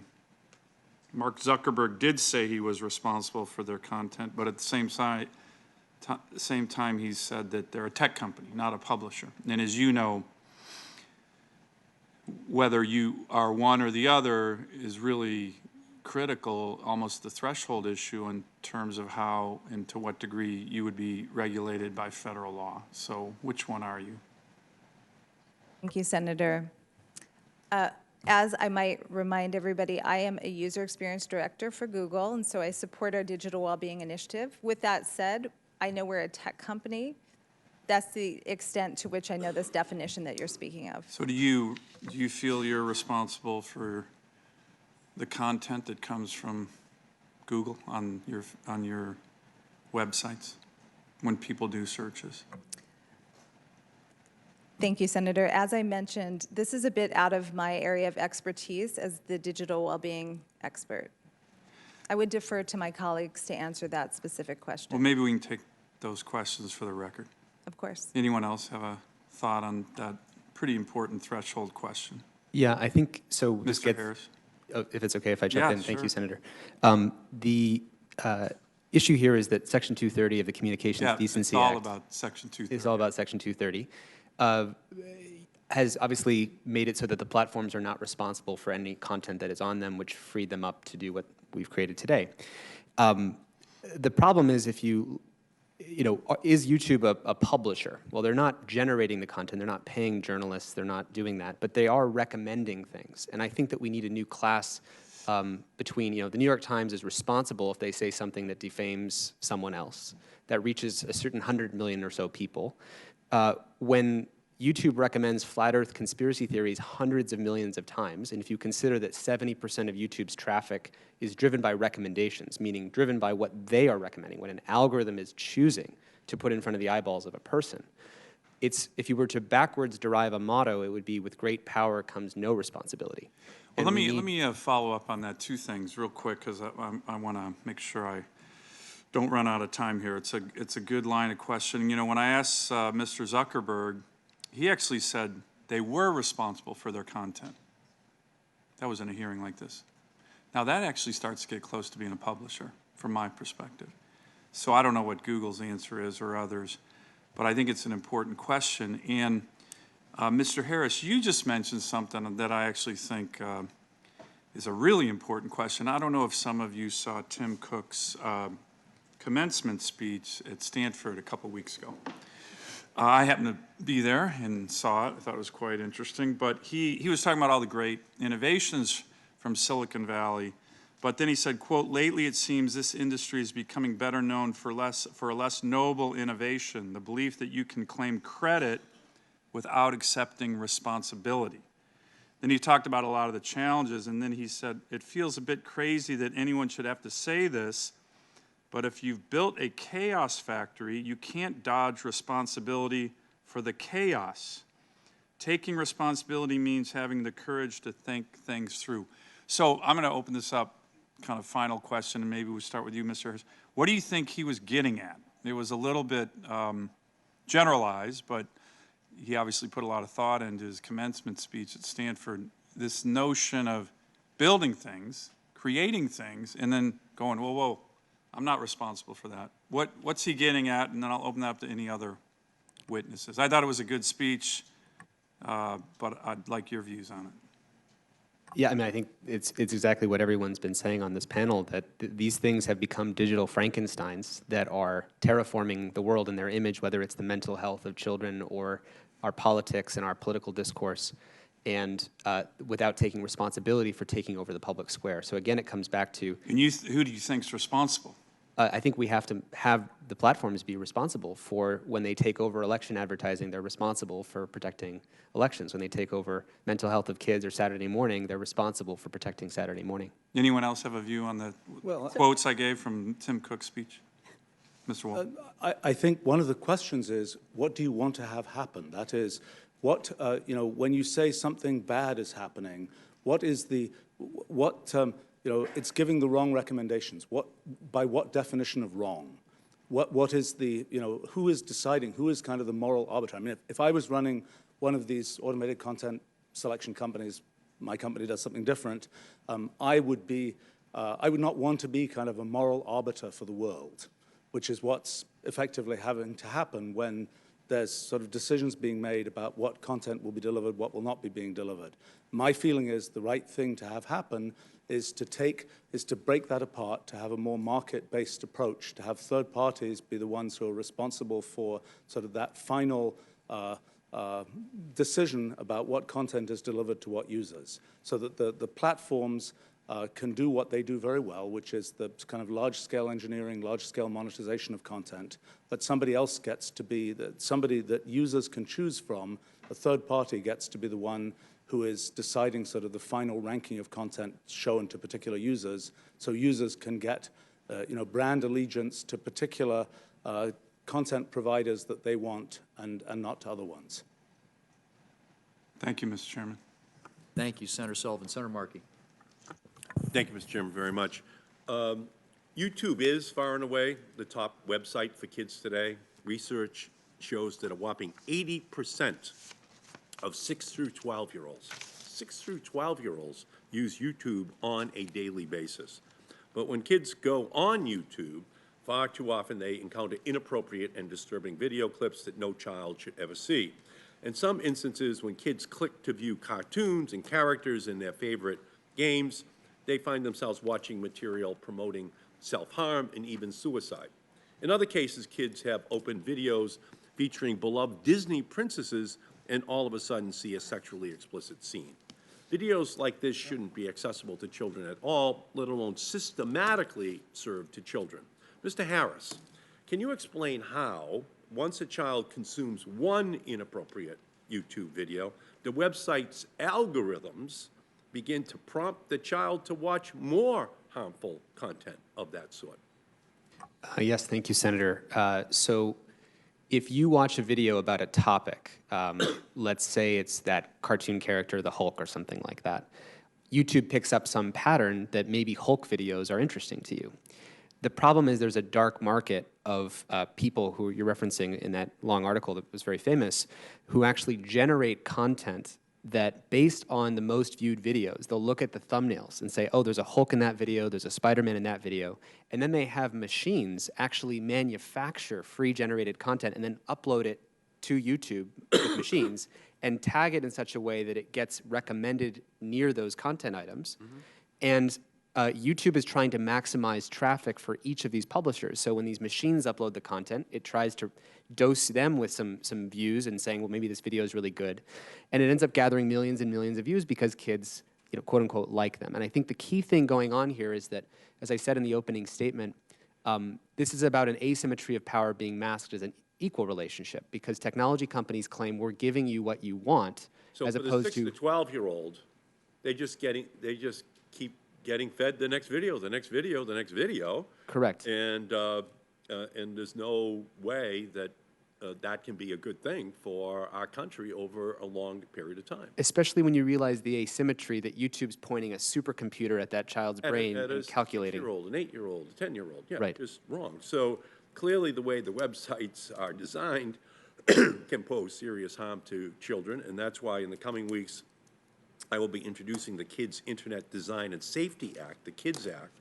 Specifically, my bill will combat amplification of inappropriate and harmful content on the Internet, online design features like autoplay that coerce children and create bad habits, and commercialization and marketing that manipulates kids and push them into consumer culture. So to each of today's witnesses, will you commit to working with me to enact strong rules that tackle the design features and underlying issues that make the Internet unsafe for kids? Mr. Harris. Yes. Ms. Stanphill. Yes. It's a terrific goal, but it's not particularly my expertise. Okay. Yes. Okay, thank you.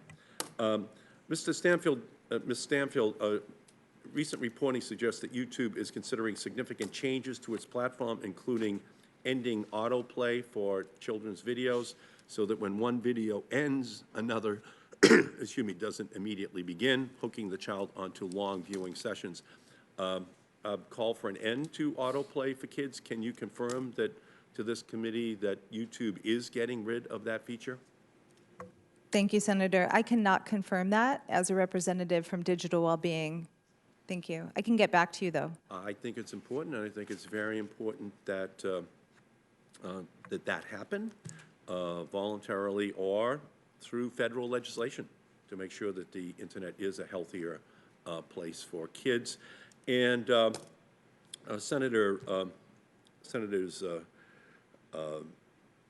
Blunt and Schatz and myself, Senator Sass, Senator Collins, Senator Bennett,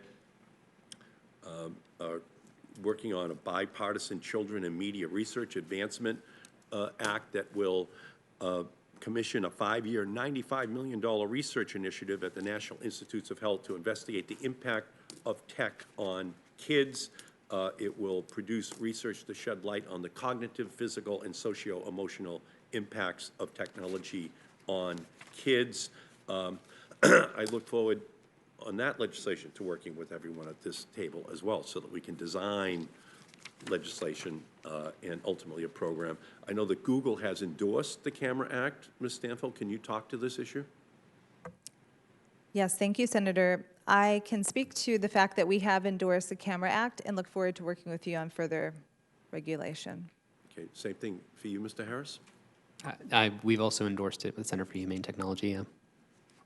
Thank you. So I just think we're late as a nation to this subject, but I don't think that we have an option. We have to make sure that there are enforceable protections for the children of our country. Thank you, Mr. Chairman.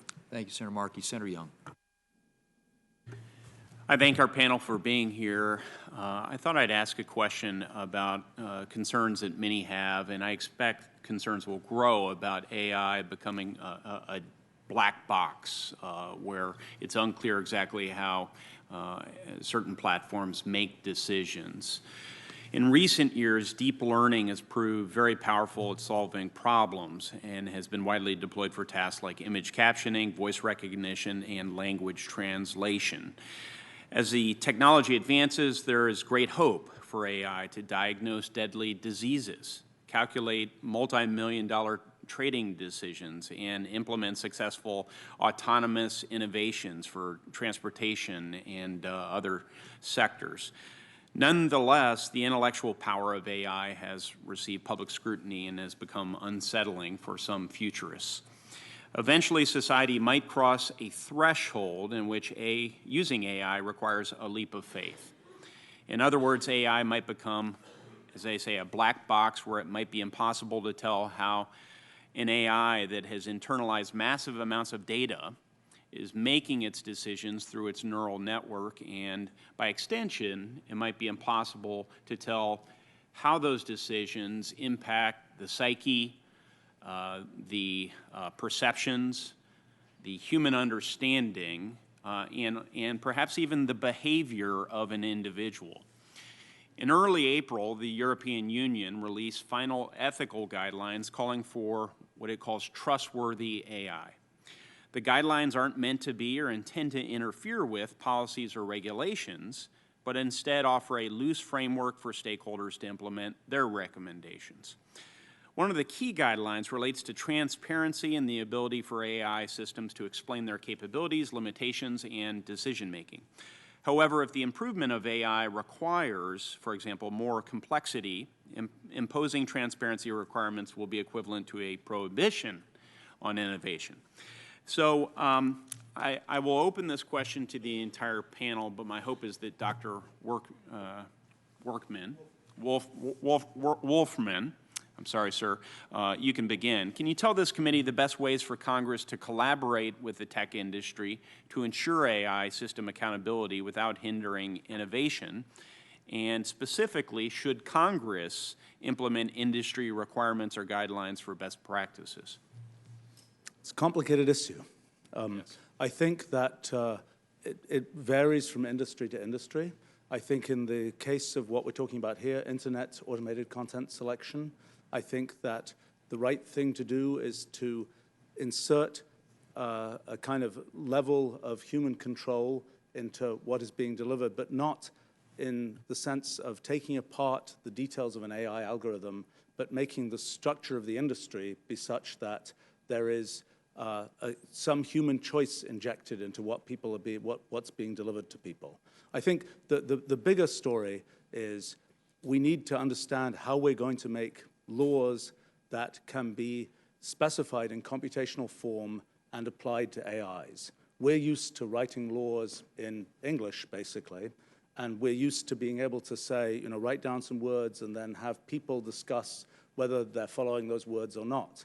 When it comes to computational systems, that won't work. Things are happening too quickly, they're happening too often. You need something where you're specifying computationally, this is what you want to have happen, and then the system can perfectly well be set up to automatically follow those computational rules or computational laws. The challenge is to create those computational rules, and that's something we're just not yet experienced with. It's something that we're starting to see computational contracts as a practical thing in the world of blockchain and so on, but we don't yet know how you would specify some of the things that we want to specify as rules for how our systems work. We don't yet know how to do that computationally. Are you familiar with the EU's approach to develop ethical guidelines for trustworthy AI? I'm not familiar with those specifics. Are any of the other panelists in? Okay. Well, then perhaps that's a model we could look at. Perhaps that would be ill-advised. So for stakeholders that may be watching these proceedings or listening to them, they can tell me. Do others have thoughts? So in my written comments, I outlined a number of transparency mechanisms that could help address some of your concerns, and some of the recommendations, one specifically, which was the last one, is we suggested that companies create an algorithmic impact assessment, and that framework, which we initially wrote for government use, can actually be applied in the private sector, and we built the framework from learning from different assessments. So in the US, we use environmental impact assessments, which allows for robust conversation about development projects and their impact on the environment, but also in the EU, which is one of the reference points that we use, they have a data protection impact assessment, and that's something that's done both in government and in the private sector. But the difference here, and why I think it's important for Congress to take action, is what we're suggesting is something that's actually public, so we can have a discourse about whether this is a technological tool that has a net benefit for society or something that's too risky that shouldn't be available. I'll be attentive to your proposal. Do you mind if we work with you, dialogue, if we have any questions about it? Yes, very much. All right, thank you. Others have any thoughts? It's okay if you don't. Okay. Sounds like we have a lot of work to do, industry, working with other stakeholders to make sure that we don't act impulsively, but we also don't neglect this area of public policy. Thank you. Thank you, Senator Young. Senator Cruz. Ms. Stanphill, a lot of Americans have concerns that big tech media companies, and Google in particular, are engaged in political censorship and bias. As you know, Google enjoys a special immunity from liability under Section 230 of the Communications Decency Act. The predicate for that immunity was that Google and other big tech media companies would be neutral public fora. Does Google consider itself a neutral public forum? Thank you, Senator. Yes, it does. Okay. Are you familiar with a report that was released yesterday from Veritas that included a whistleblower from within Google, that included videos from a senior executive at Google, and that included documents that are purportedly internal PowerPoint documents from Google? Yes, I heard about that report in industry news. Have you seen the report? No, I have not. So you didn't review the report to prepare for this hearing? It's been a busy day, and I have a day job, which is digital well-being at Google, so I'm trying to make sure I keep the trains on the sorry tracks. this hearing is impinging on your day job. It's a great opportunity. Thank you. I really Well, appreciate one of the it. things in that report, and I would recommend people interested in political bias at Google watch the entire report and judge for yourself. There's a video from a woman, Jen Janai. It's a secret video that was recorded. Jen Janai, as I understand it, is the head of, quote, responsible innovation for Google. Are you familiar with Ms. Janai? I work in user experience, and I believe that AI group is somebody we worked with on the AI principles, but it's a big company, and I don't work directly with Jen. Do you know her or no? I do not know Jen. Okay. As I understand it, she is shown in the video saying, and this is a quote, Elizabeth Warren is saying that we should break up Google. And like, I love her, but she's very misguided. Like, that will not make it better. It will make it worse. Because all these smaller companies who don't have the same resources that we do will be charged with preventing the next Trump situation. It's like a small company cannot do that. Do you think it's Google's job to, quote, prevent the next Trump situation? Thank you, Senator. I don't agree with that. No, sir. So a different individual, a whistleblower identified simply as an insider at Google with knowledge of the algorithm, is quoted on the same report as saying, Google, quote, is bent on never letting somebody like Donald Trump come to power again. Do you think it's Google's job to make sure, quote, somebody like Donald Trump never comes to power again?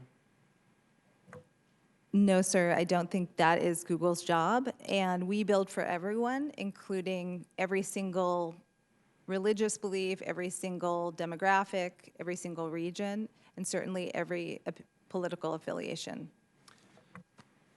Well, I have to say that that certainly does not appear to be the case. Of the senior executives at Google, do you know of a single one who voted for Donald Trump? Thank you, Senator. I'm a user experience director, and I work on Google Digital Wellbeing, and I can tell you we have diverse views, but I can't... Simple question. Do you know of anyone who voted for Trump? Of the senior I executives definitely know of people who voted for Trump. Of the senior executives at Google? I don't talk politics with my workmate. Is that a no? Sorry, is that a no to what? Do you know of any senior executives, even a single senior executive at the company who voted for Donald Trump? As the digital well-being expert, I don't think this is in my purview to comment on political So you don't know that. affiliations. That's all right. You don't have to know. I definitely don't know. I can tell you what the public records show. The public records show that in 2016, Google employees gave to the Hillary Clinton campaign $1.315 million. That's a lot of money. Care to venture how much they gave to the Trump campaign? I would have no idea, sir. Well, the nice thing is it's a round number, $0.00. Not a penny, according to the public reports. Let's talk about one of the PowerPoints that was leaked. The Veritas report has Google internally saying, I propose we make machine learning intentionally human-centered and intervene for fairness. Is this document accurate? Thank you, sir. I don't know about this document, so I don't know. Okay, I'm going to ask you to respond to the committee in writing afterwards as to whether this PowerPoint and the other documents that are included in the Veritas report, whether those documents are accurate. And I recognize that your lawyers may want to write explanation. You're welcome to write all the explanation that you want, but I also want a simple, clear answer. Is this an accurate document that was generated by Google? Do you agree with the sentiment expressed in this document? No, sir, I do not.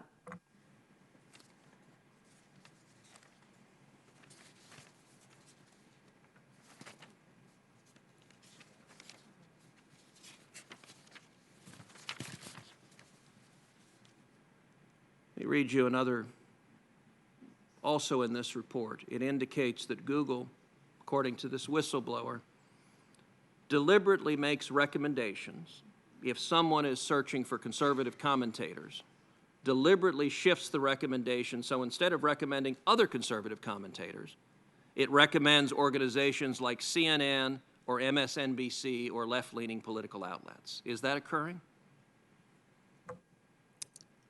Thank you, sir. I can't comment on search algorithms or recommendations given my purview as the digital well-being lead. I can take that back to my team, though. So is it part of digital well-being for search recommendations to reflect where the user wants to go rather than deliberately shifting where they want to go? Thank you, sir. As a user experience professional, we focus on delivering on user goals. So we try to get out of the way and get them on the task at hand. So a final question. One of these documents that was leaked explains what Google is doing, and it has a series of steps. Training data are collected and classified, algorithms are programmed, media are filtered, ranked, aggregated, and guaranteed, and that ends with people, parentheses, like us, are programmed. Does Google view its job as programming people with search results? Thank you, Senator. I can't speak for the whole entire company, but I can tell you that we make sure that we put our users first in our design. Well, I think these questions raise very serious, these documents raise very serious questions about political bias at the company. Thank you, Senator Cruz. Senator Schatz, anything to wrap up with? Just a quick statement and then a question.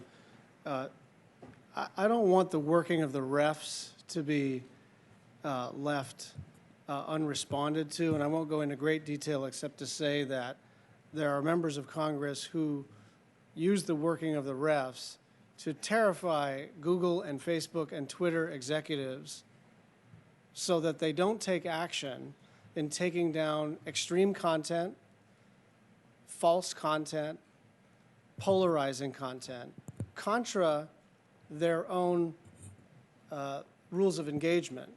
And so I don't want the fact that the Democratic side of the aisle is trying to engage in good faith on this public policy matter and not work the refs, allow the message to be sent to the leadership of these companies that they have to respond to this bad faith accusation every time we have any conversation about what to do in tech policy.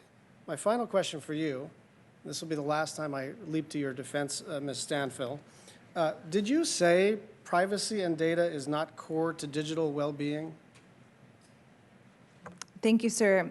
I might have misstated how that's being phrased. So what I meant... What do you mean to say? Oh, I mean to say that there is a team that focuses day in, day out on privacy, security, control as it relates to user data, right, but that is outside of my area. But so you're talking sort of bureaucratically, and I don't mean that as a pejorative. You're talking about the way the company is organized.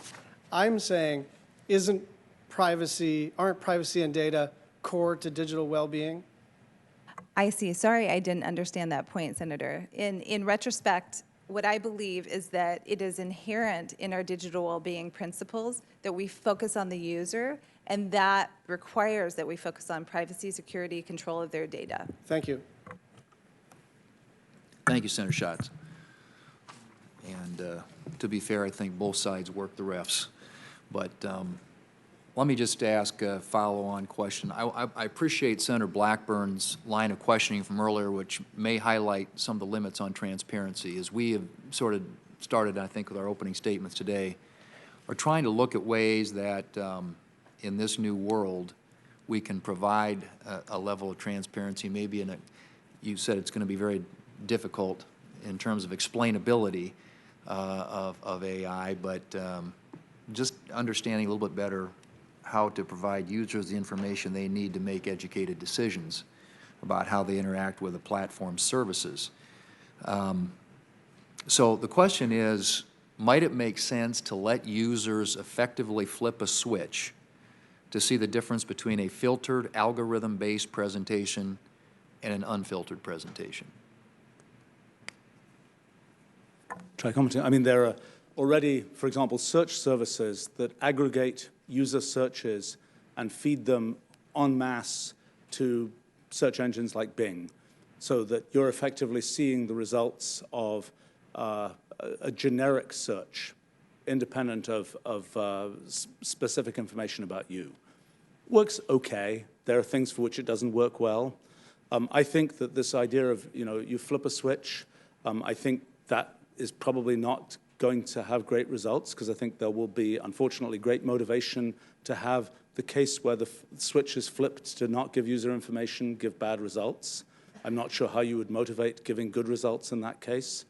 I think that it's also, it's sort of when you think about that switch, you can think about a whole array of other kinds of switches, and I think pretty soon it gets pretty confusing for users to decide, which switches they flip for what. Do they give location information but not this information? Do they give that information, not that information? I mean, my own feeling is the most promising direction is to let some third party be inserted who will develop a brand. There might be 20 of these third parties. It might be like newspapers where people can pick, do they want news from this place, that place, another place. To insert third parties and have more of a market situation where you're relying on the trust that you have in that third party to determine what you're seeing, rather than saying the user will have precise, detailed control. I mean, much as I would like to see more users be more engaged in kind of computational thinking and understanding what's happening inside computational systems, I don't think this is a case where that's going to work in practice. All right. Anybody else?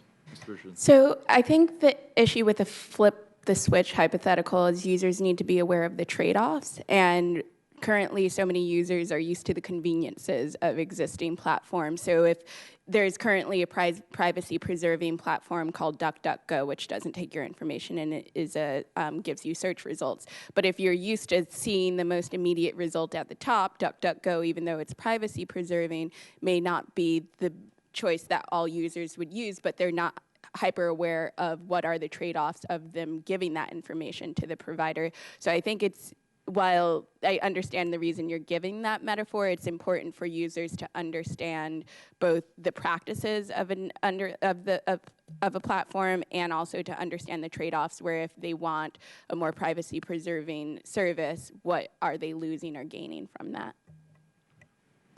Chairs. Yeah, the issue is also that users, I think has already been mentioned, will quote-unquote prefer, because it saves them time and energy, the summarized feed that's algorithmically filtering it down for them. Even Jack Dorsey at Twitter has said that when you show people the reverse chronological feed versus the algorithmic one, it saves them time and it's more relevant to do the algorithmic one. So even if there's a switch, most people will quote-unquote prefer that one. And I think they have to be aware of the trade-offs, and we have to have a notion of what fair really means there. What I'm most concerned about is the fact that this is still fairness with respect to increasingly fragmented truth that debases the information environment that a democracy depends on of shared truth or shared narrative. But that's more. I'd like to comment on that issue. I mean, I think the challenge is when you want to sort of have a single shared truth, the question is who gets to decide what that truth is. And I think that's, the question is that decided within a single company, implemented using AI algorithms? Is that decided in some more, market kind of way by a collection of companies? I think it makes more sense in kind of the American way of doing things to imagine that it's decided by a whole selection of companies rather than being something that is burnt into a platform that, for example, has sort of become universal through network effects and so on. All right. Well, thank you all very much. This is a very complicated subject, but one I think that your testimony and responses have helped shed some light on, and certainly will shape our thinking in terms of how we proceed. But there's definitely a lot of food for thought there. So thank you very much for your time and for your input today. We'll leave the hearing record open for a couple of weeks, and we'll ask senators if they have questions for the record to submit those, and we would ask all of you, if you can, to get those responses back as quickly as possible so that we can include them in the final hearing record. I think with that, we are adjourned. Thanks.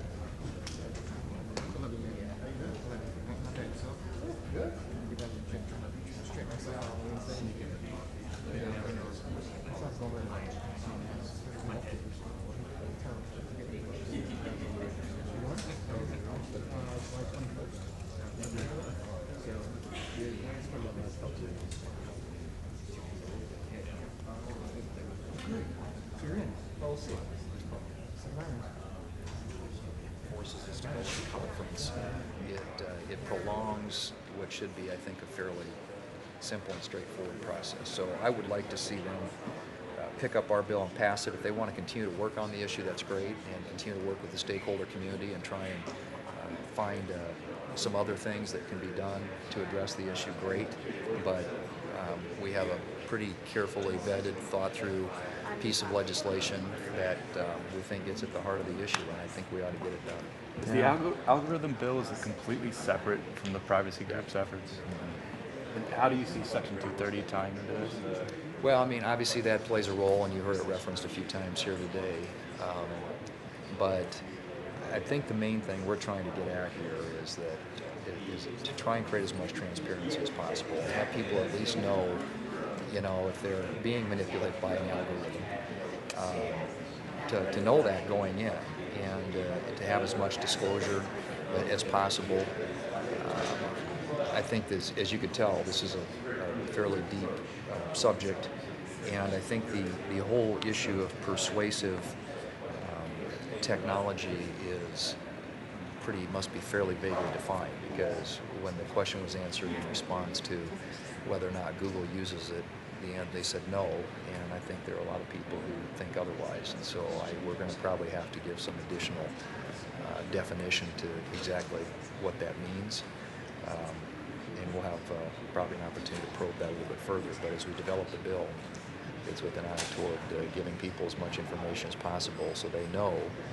And if they choose to go down that path, that's great, but there are a lot of ways in which I think these technologies and artificial intelligence is being used to keep people engaged on certain platforms, and to further get them immersed into whatever if it's a Google or if it's Facebook or whatever that social media platform is trying to sell. All right, we can do one more, guys. Senator, real you quick. mentioned at the outset of this hearing, I believe, that one of the things you wanted to figure out is whether it was possible to make policy in this space with algorithmic transparency, algorithmic explanation.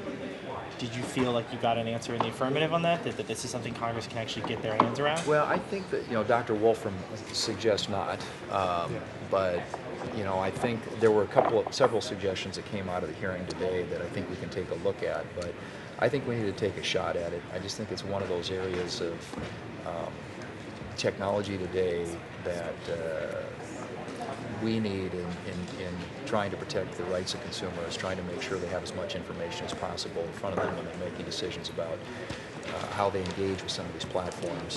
That one part of that's oversight. The second part is if there is a legislative approach here, a solution that would put some sort of framework around the further use of this technology and the further use of their data, we ought to see if we can find it. All right, we're going to run, guys. Thanks, everybody. Thanks, guys. Yeah. Thank you.